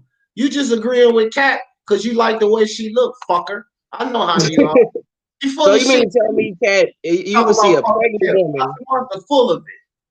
you would see a pregnant woman working in a I know. restaurant, and you wouldn't tip her. My wife said Cat can't help she fine.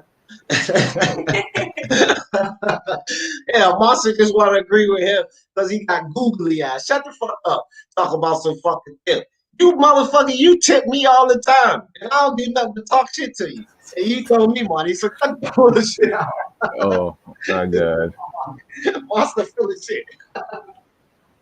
You know what I mean? That's a cold piece. I get up here and talk shit to Oh, Monster Yeah, every hey, day. you a cold piece of work, bruh. You a Who cold that? piece. Me? Who, me? Oh, shit, No, man. Cat. Cat Oh, a cold nah. piece. He was like, what does her belly have to do with anything? You a cold piece, bruh. Nah, cat full of it too, man. All of them full of it talking that crazy shit about different people. Because listen. Catacall, Boxing Monster, and anybody else, if I find it in the chat, probably gave me a super chat or sent me a damn cash out to support me to sit up here and talk shit every day. So if somebody out there actually did them well, you know fucking well they tipping them. But Kat, she didn't even say that. She already said that if the service is rendered on well, that she would tip them. So I know that she do it. But anybody, you can't agree with that bullshit that Jordan did. You can't. And if any of us was billionaires and somebody fucking had great service for us at a restaurant, we all gonna tip them too, man. Stop this nonsense. Jordan is a piece of shit. Listen, he fucking got kids working in sweatshops, so it's clear that he's a piece of shit. You know what I mean? I don't put these fucking athletes and superstars on pedestals like they're not people. They're people just like us. They ain't no fucking different from us, bro. They're people just like us. And Jordan is a class A piece of shit. That's my You know opinion. what? You know what though, D? I'm glad that you say that because so many people for so many years have been putting Jordan, seeing Jordan as like a next to God or something, bro. Like Right. people really fantasize this guy. Like he's Because he a could great play basketball. Yeah, I exactly, mean, what the fuck? He's some Hold kind of on, idiot bro. because he could play basketball. Get the fuck out of here. exactly, exactly. Oh man, hold up. Brown gone one. You got life. Excuse my language, but you got life fucked up. If she's if I see a pregnant woman still working, my tip to her should have fucked the dude with a better job. Check this out, bro. Let me tell you this right here. No, hold on. I gotta address this real quick. My wife, bro, Oh, let me worked go until on she mute was so I can 8 finish, months man. pregnant. 8 months. She worked until she was 8 months pregnant. She didn't have to do that. You know why she did that? Because she's a strong black woman. That's why she did that. She didn't do that because I didn't have a better job. She did that because she wasn't finna let no pregnancy stop her from working. That's Boom. what a real woman Boom, do. boom. Boom, calm down, dog. Do you see the 3 smiley faces behind there? He was I don't fucking give a joking, damn. man. That shit ain't I funny to know me. he was joking. I take You that gotta be personal, able bro. to make a joke. You can't get mad at a joke, man. You That can't. ain't funny. That ain't funny. It gotta I be was let the funny as joke shit. be funny first. I had to go on mute. I had to go on mute because it was fucking hilarious. Here's the reality about women that get pregnant.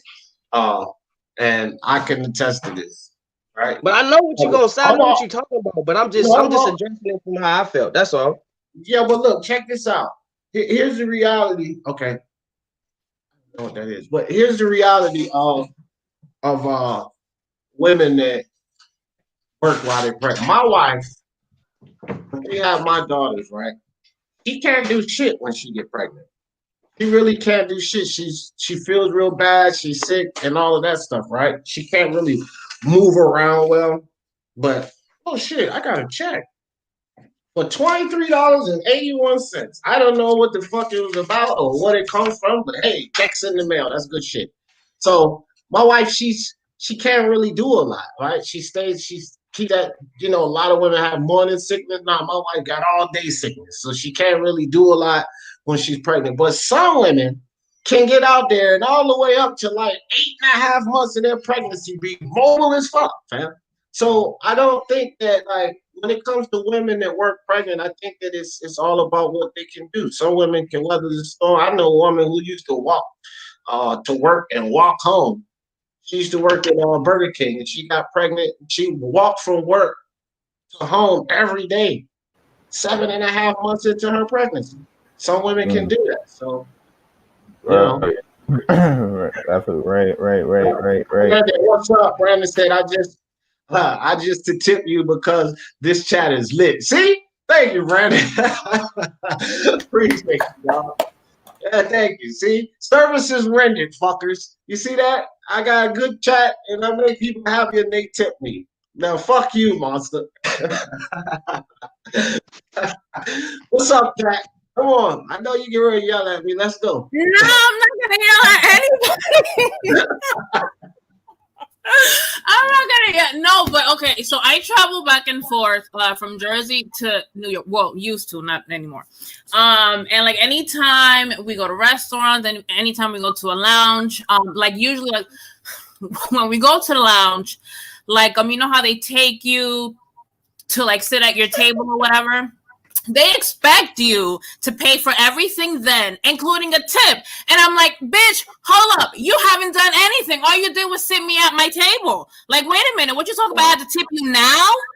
Oh, absolutely not. And I always get in trouble because of that shit. And then they come back and get an attitude, talk about, oh, she's, you know, like a bad tipper. It's not that I'm a bad tipper. I'm not going to give you shit you haven't worked for. Now, the reason I said I agreed with MJ is because this tip shit has gotten out of motherfucking hand. Like, don't expect shit from just because, you know, you're like some waiter. No. You have to work for it. And if I don't give you a tip, then that's just on me. But it's not, I don't have to give you anything. It's not by law. That's just if I want to. And the fact of the matter is that a lot of these kids expect you to give them shit, and their work ethic is trash. And that's how I feel about it. And I ain't sorry. Okay, well, that's different from Jordan's perspective. Did you see the interview when he talked about that? He said this clearly, Kat. I don't tip. He didn't break it down. He didn't say the things that you see. He just said, I don't tip. I mean, but that's his part. Like, you're getting mad at him and accusing him of being a like a horrible human being because he doesn't tip. How do you know that he doesn't do like stuff behind the scenes just because it's not portrayed out in the media? First and foremost, hold on. First and foremost, I'm calling him a piece of shit. First and foremost, for the sweatshops. That's number one. Okay. If you're willing to stoop that low, over money, then I'm not giving you the benefit of doubt on anything else. When you're willing to utilize children to make more money, not that you couldn't make money, but so that you can make more money, you're willing to knowingly utilize children. I'm not giving Jordan the benefit of doubt on a goddamn thing, fam. Okay, but you got to keep that same energy for everybody, Papa, because LeBron James is in that boat. All these people are in that boat. And I don't see them running talking about, yeah, you know, this is something we have to stop. Now, what I said earlier about sweatshops is, yes, it is fucked up, but you have to think about it from these kids' point of view. A lot of these kids don't have parents. A lot of these kids live on the street. A lot of these kids are, you know, 10 or 9 years old, and they have a family that they are responsible for because they don't have like a dominant parent. So they depend on this money to buy food, buy clothes, pay for their education. That's just facts. So you can't, yes, it's fucked up, but you have to look at the whole picture, not just like the whole thing. Oh, you know, it's kids working. And a lot of these countries like India, a lot of these poor kids depend on money from these sweatshops because they can't get money anywhere else. And if they were to close down these sweatshops, a whole bunch of kids would starve, period. Okay, well, with that ideology, Michael Jordan and fucking Nike Corporation, right? What they could do is create a fucking orphanage with education and then get what? Charitable funding to keep that thing going. They got plenty of resources to do that if they want to have these kids working in their fucking shops. So at least these kids have a decent place to go home to. They can educate themselves and move forward in life. Why don't they take some of the extra billions of fucking dollars that they're earning and create that? Because they're fucking scum. That's why. They're scum. Okay, but you have to put everybody under that umbrella, not just MJ. I do. If they scum, they fucking scum. You just said, oh, LeBron James, you know, I give him credit for doing X, Y, and Z. He's part of the problem. No. There you go. You gotta call like mainstream media. She like to take 2 or 3 things you say and make a whole goddamn. No, ma'am. I give LeBron James credit where it's deserved, and then I give him heat where he deserves the heat. Look, I'm not gonna shit on LeBron James for creating schools and for kids in Akron when they were closing public schools down. Right? I'm not gonna shit on him for doing that. Why does he deserve to be shitted on? But if he does something on the other end that he deserves to be shitted on, then I'm going to shit on him for that. I have not heard, this is what I'm saying. I don't know. I heard of some insignificant things that Michael Jordan has done. But you go talk to the people in Chicago and see what they feel about him. I got family in Chicago. A lot of people in Chicago detest Michael Jordan because he didn't give back to the community.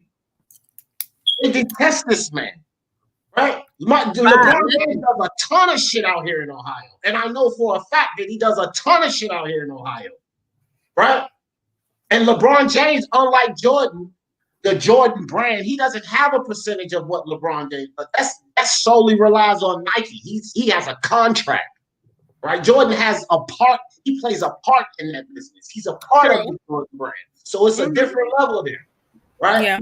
Let me read this super chat right quick, guys. Remy, my man Remy 22, appreciate you with the super chat.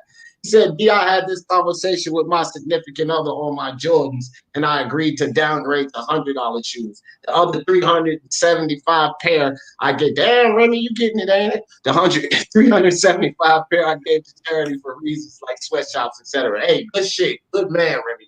But I know now that Remy is getting that paper. If anybody got 375 fucking pair of shoes, Pairs of shoes. You don't have that many. God damn. He got a goddamn bedroom just for his shoes. That's good stuff, Remy. I appreciate you, dog. Nah, man, what you talk about, Samuel Shaw? You one of these Michael Jordan lovers. Stop putting all the blame on Mike. He received 5% royalty. Man, get out of here. Nah, I'm pretty sure he gets a lot higher than that. Yeah, Samuel, you one of those people. Get Jordan's balls off your shoulders, Samuel Shaw. Get Jordan's balls right off your shoulders with that bullshit. Look, man, I'll just say this, right? I feel like we all know it's not mandatory to give back, right? So just because, you achieve success, like money-wise, it's optional, right? You don't have to. It's great when you do, but you don't have to, right? And we know for a fact that Jordan has kept his mouth shut over, like politics and stuff like that. And just now recently, because I think he's more involved like with the NBA now and like with the players, like I think like he was in the meeting like with LeBron James when they had that meeting about, like should we cancel the season or not? So he's becoming slightly more vocal now after the whole George Floyd thing. Prop to him, high five, whatever, right? But like it, you can't, like we see and hear, stuff through like social media, right? So we don't know what they actually do, what they go through or whatever. I'm not gonna judge people off of shit that I don't know. So we'll just go off by what we do know, right? So, like, as far as MJ, yeah, he is the GOAT. I don't give a fuck what anybody says. Personally, I don't know the man, but what I've heard is true. He is cheap. He holds his money. He's not really charitable, yada, yada. And LeBron has done a lot more towards his community. And, we can debate about certain things or, like, how much money like goes to the school and how much money is the government, but that's a whole nother conversation. And I will tip off my hat to LeBron, right? But it's, like at the end of the day, I see them as players. I can't see them as anything else because if you were to actually dissect a lot of these people, a lot of these motherfuckers ain't shit. And that's just facts. That is a fact. Jessica in the building. How you doing, pretty lady? Appreciate you coming through. Look, it's the thing, Kat. And I'm with you there. And again, I can't apply my morality or ethics to anyone else. So I agree with you there. You can't really expect somebody because they make millions to give back. But this is what I'm saying, man.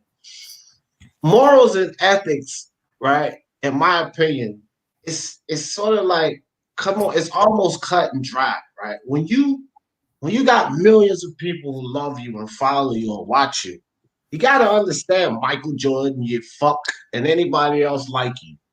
You don't get the fucking Gatorade contracts. You don't get the Jordan shoes if people weren't buying your shoes. Your shoes were not always $375, fucker. Right. At some point, those shoes was in the $80 range, $60 range, and people had to support you. People had to come to your games. People had to spend their money, spend their time for you to become financially what you became. So morally, giving back to the people is something you should just do, right? Because without these people, you wouldn't be where the fuck you are. Which is true. Okay, but we can also say that he's employing a lot of people through, his shoe line and all of that. So I mean, what opportunities has he created? He has opened up a lot of jobs. He has employed a lot of people. I'm not defending. I'm just saying you got to look at the bigger picture. Yeah, I think employing people while taking advantage of them doesn't deserve praise. No. But I'm talking about like as far as like here, like in the U.S. You know, like he has a whole bunch of stores. You know, he has those in China. He employs a lot of people, so it's not just sweatshops. That's default though. I think default to be Jordan. I'm talking about personal effort, Catacor. I get what you're saying, but that's done by default because Jordan can't man all of those stores and all of those companies. And in the United States, Jordan is restricted to paying but a certain amount. So he cannot fuck people over in this country because the laws in this country don't allow him to fuck people over like that. So by default, because he wants to make money, he has to incur those expenses. But when you open a sweatshop, you're fucking taking advantage of humanity to make more money. And that's disgusting. Yeah, it's like opening. I'm sorry, I don't mean to cut you off. The opening of sweatshops, he didn't open. He just, agreed to have them made there. Like they were opened by Nike. Let me finish. They were opened by Nike. He just was like, all right, I'm gonna sign this. So I'm just gonna agree to have them made there. Okay. Now, yes, he can be like, I refuse to have, my shit made there. But at the end, of the day, that's a lot of motherfucking money. If you're talking about, it is. That is a lot of money. If you're talking about Jordans, the freaking number one shoe that's worn by everybody. That is a lot of dollars. And that's what I was telling the young man earlier. It is a lot of money. It is. I'm not disagreeing with that. But that's when you begin to take this money and you put money over humanity. Because the reality of it was this category. You could earn 7-point-something billion. I forgot the article I read. Or you could earn profit now.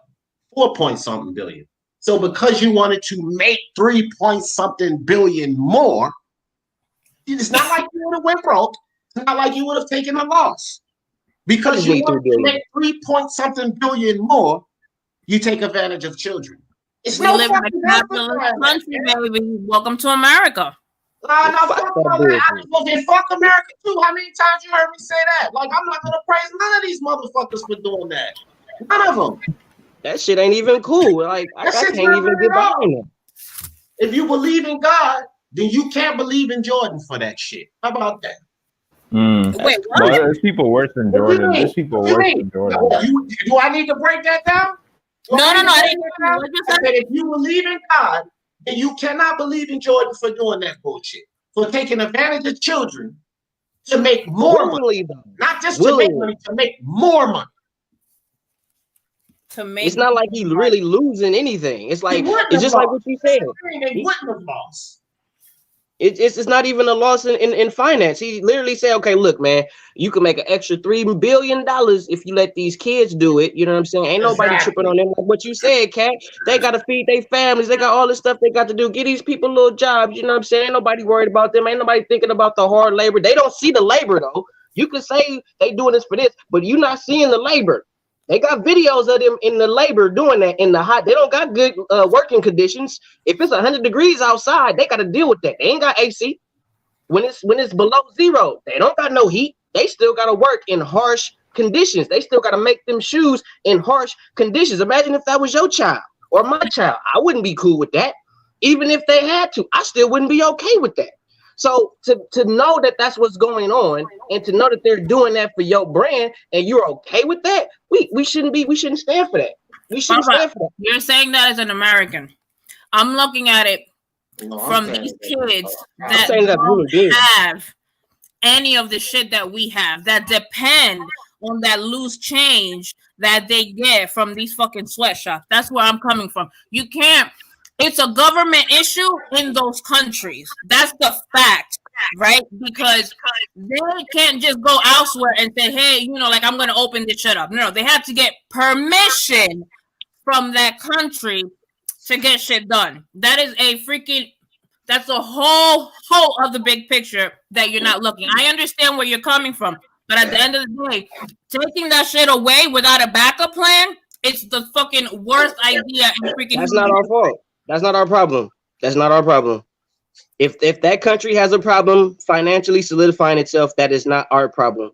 That is not just like you said. If other issues is not a problem, that is not our problem either. To solidify another country and try to give them jobs when, in a sense, we have our own issues keeping jobs in our own fucking country. Why would we go outside iPhones in Jordan were made in the United States of America, an iPhone will cost $8,000, my friend. Okay, that's a fact. No. We don't have. Wait a minute. We don't have the products to make iPhones. Products to make iPhones are found in Africa.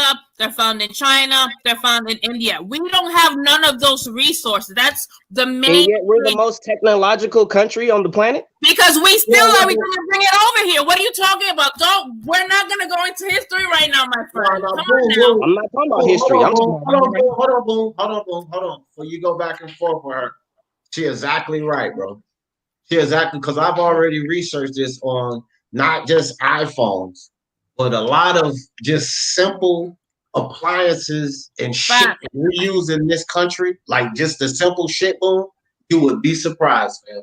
Like I could go through my house right now. That's why I was telling Freddie, motherfucker, I'm not the one creating shit. Like we all using some of this stuff that Cat's right about this. But it's something that I did a lot of research on. I'll tell you one thing too about the iPhone, boom. America, our gold stock is fucking on zero, right? There's gold in those phones. So you ain't finding that shit here. Not the gold they using. They get it from African gold mines, Congo gold mines, and then confiscated shit like. So she's 100% right on that. And it ain't just the iPhone. It's a lot of shit. I don't care if it's iPhone, Samsung, your goddamn HP computer, Dell, whatever the fuck, fam. A lot of the shit we utilize. Did you know that the light covers and the GBIs inside of those sockets?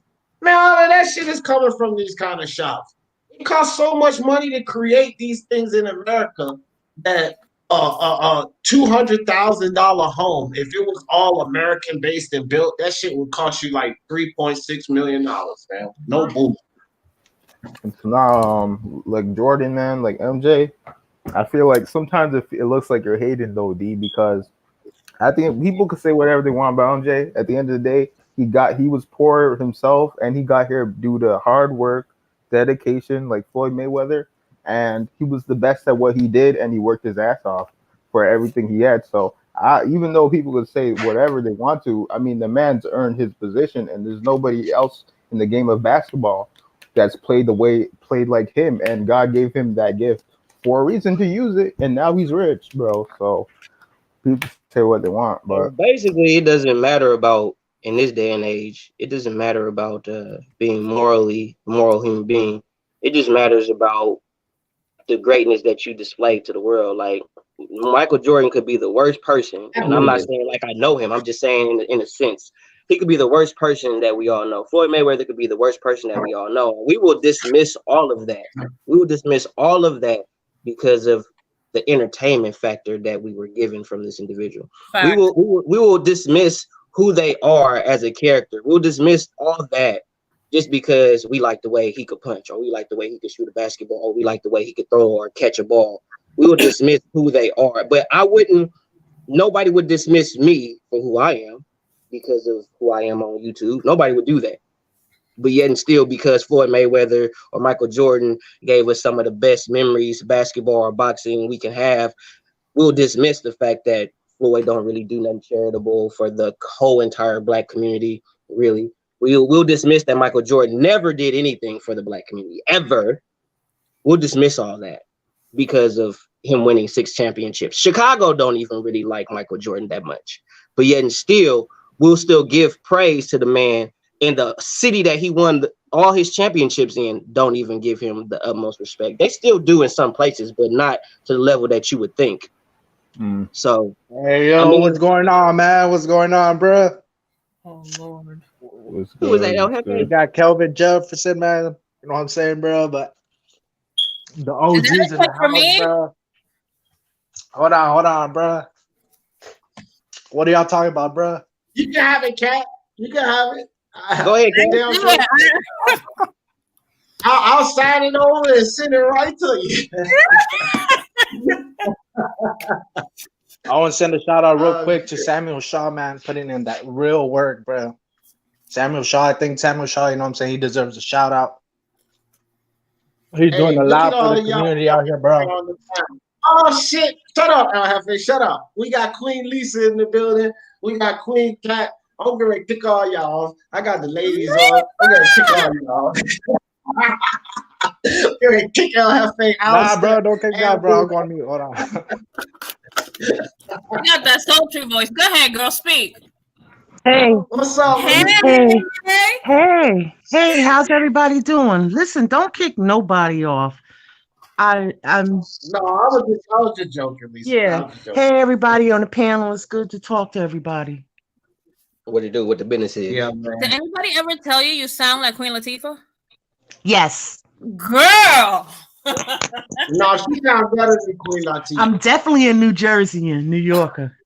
Yeah, that's the first thing I noticed.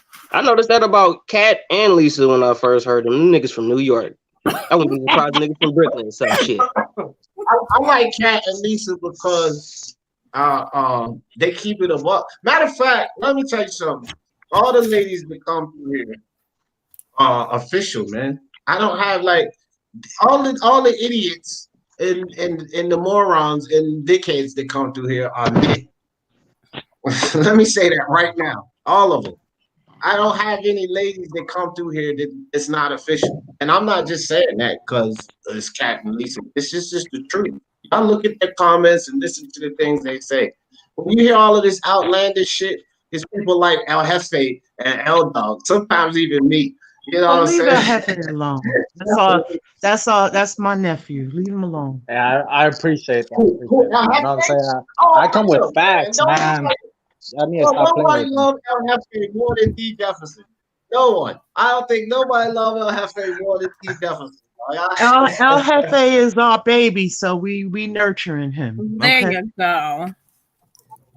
Hey, look, man. So the panel, you know what I don't like about this. Look, Jessica too. See, Jessica, here she go.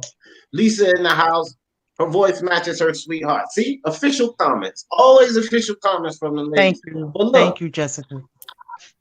I do want to say this, guys. Rob stepping up. I appreciate all y'all joining the panel right when I'm about to cut this shit off. I'm about to cut this off, man, because Rob came in with the damn 1960s music and shit.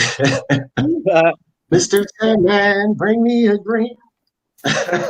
Look, man, I'm just gonna say this. I want everybody to go around, give your closing thoughts. I know some of y'all just came on, but I gotta go. So I can't even keep this going any longer. I only plan to go like an hour and such because there's a lot of good fights and stuff coming on today. Some of them on already. So I'm gonna start with you, Alistair. Give me some closing thoughts, fam. Come on, Alistair. Get the mic off mute. Give me some closing thoughts. Hello. There you go. Yeah, we can hear Yeah. Great chat. You know what I mean? This is very exciting, you know, personally, because, you know, it's the NBA finals and, you know, already know basketball, you know, you had Canelo Alvarez. So that was like a hot topic right there. I know I had to go on, show some love.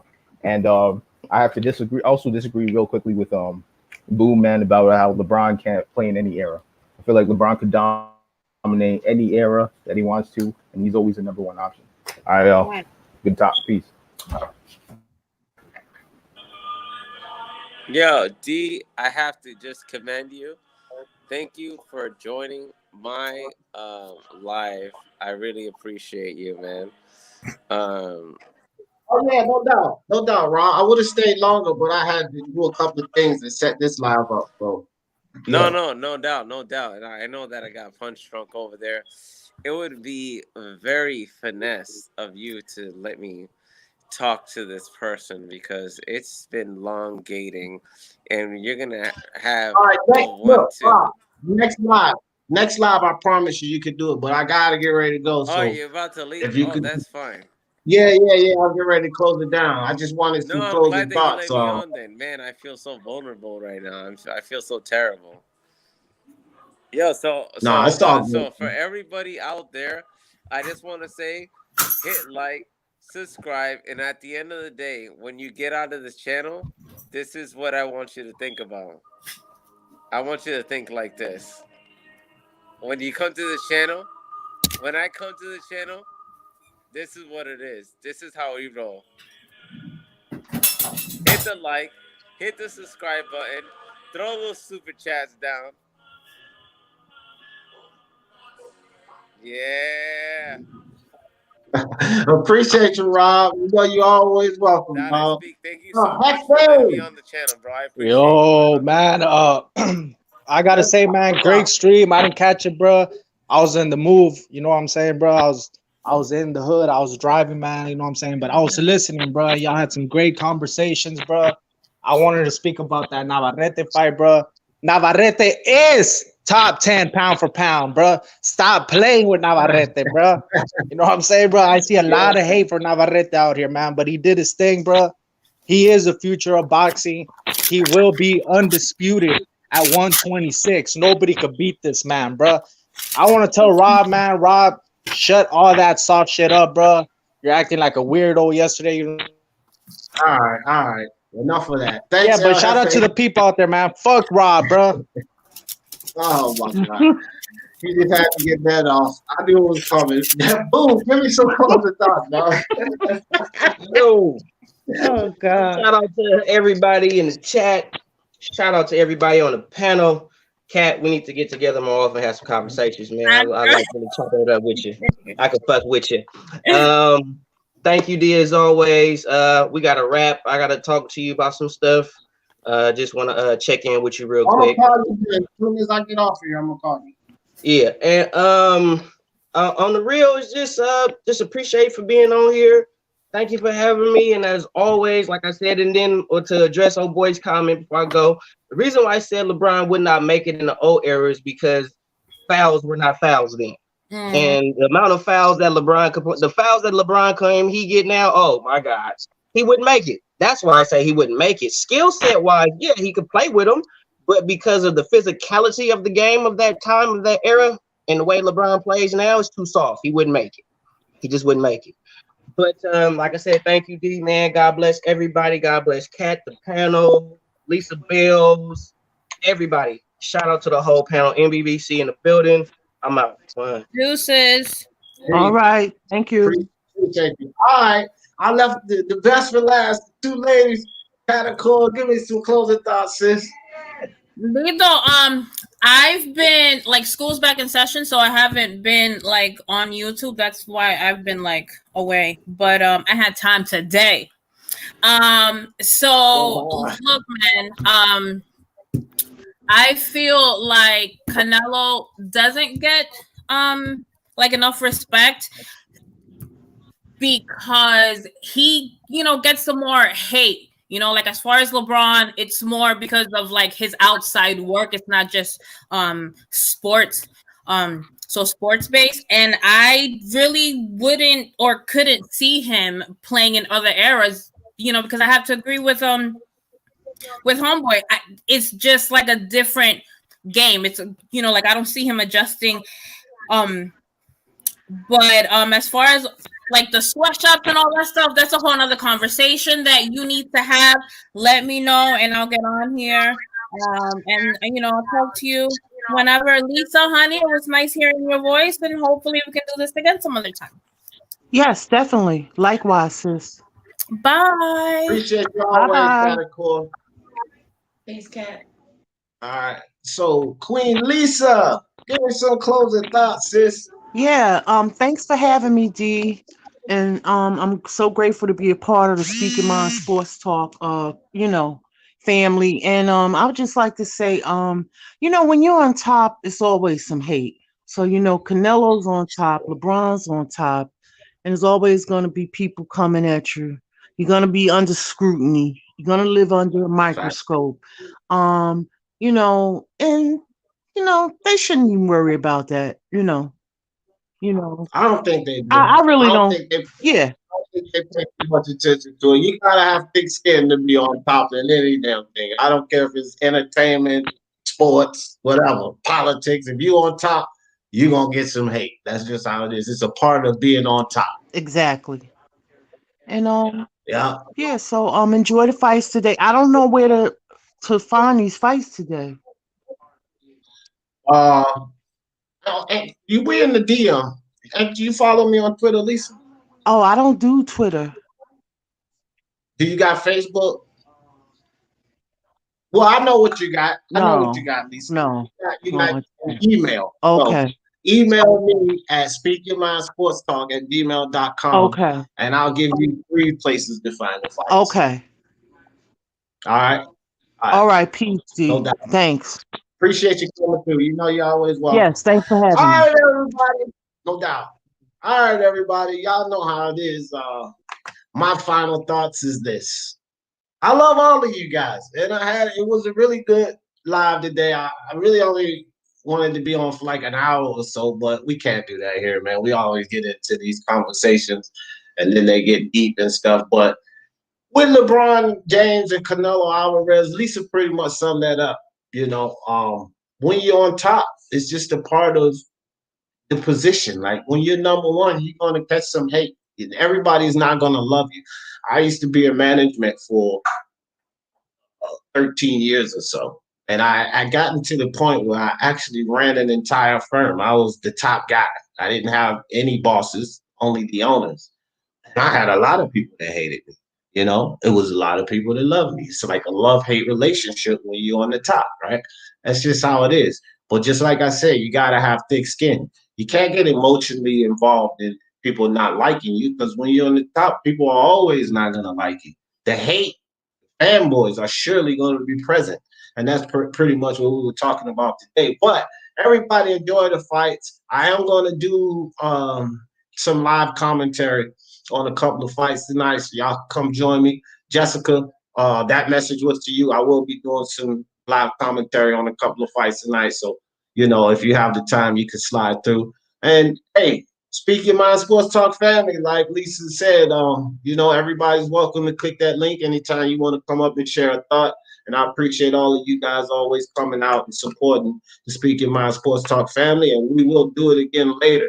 And y'all know how I always end this thing. For the love of sports, let's talk about it. Peace.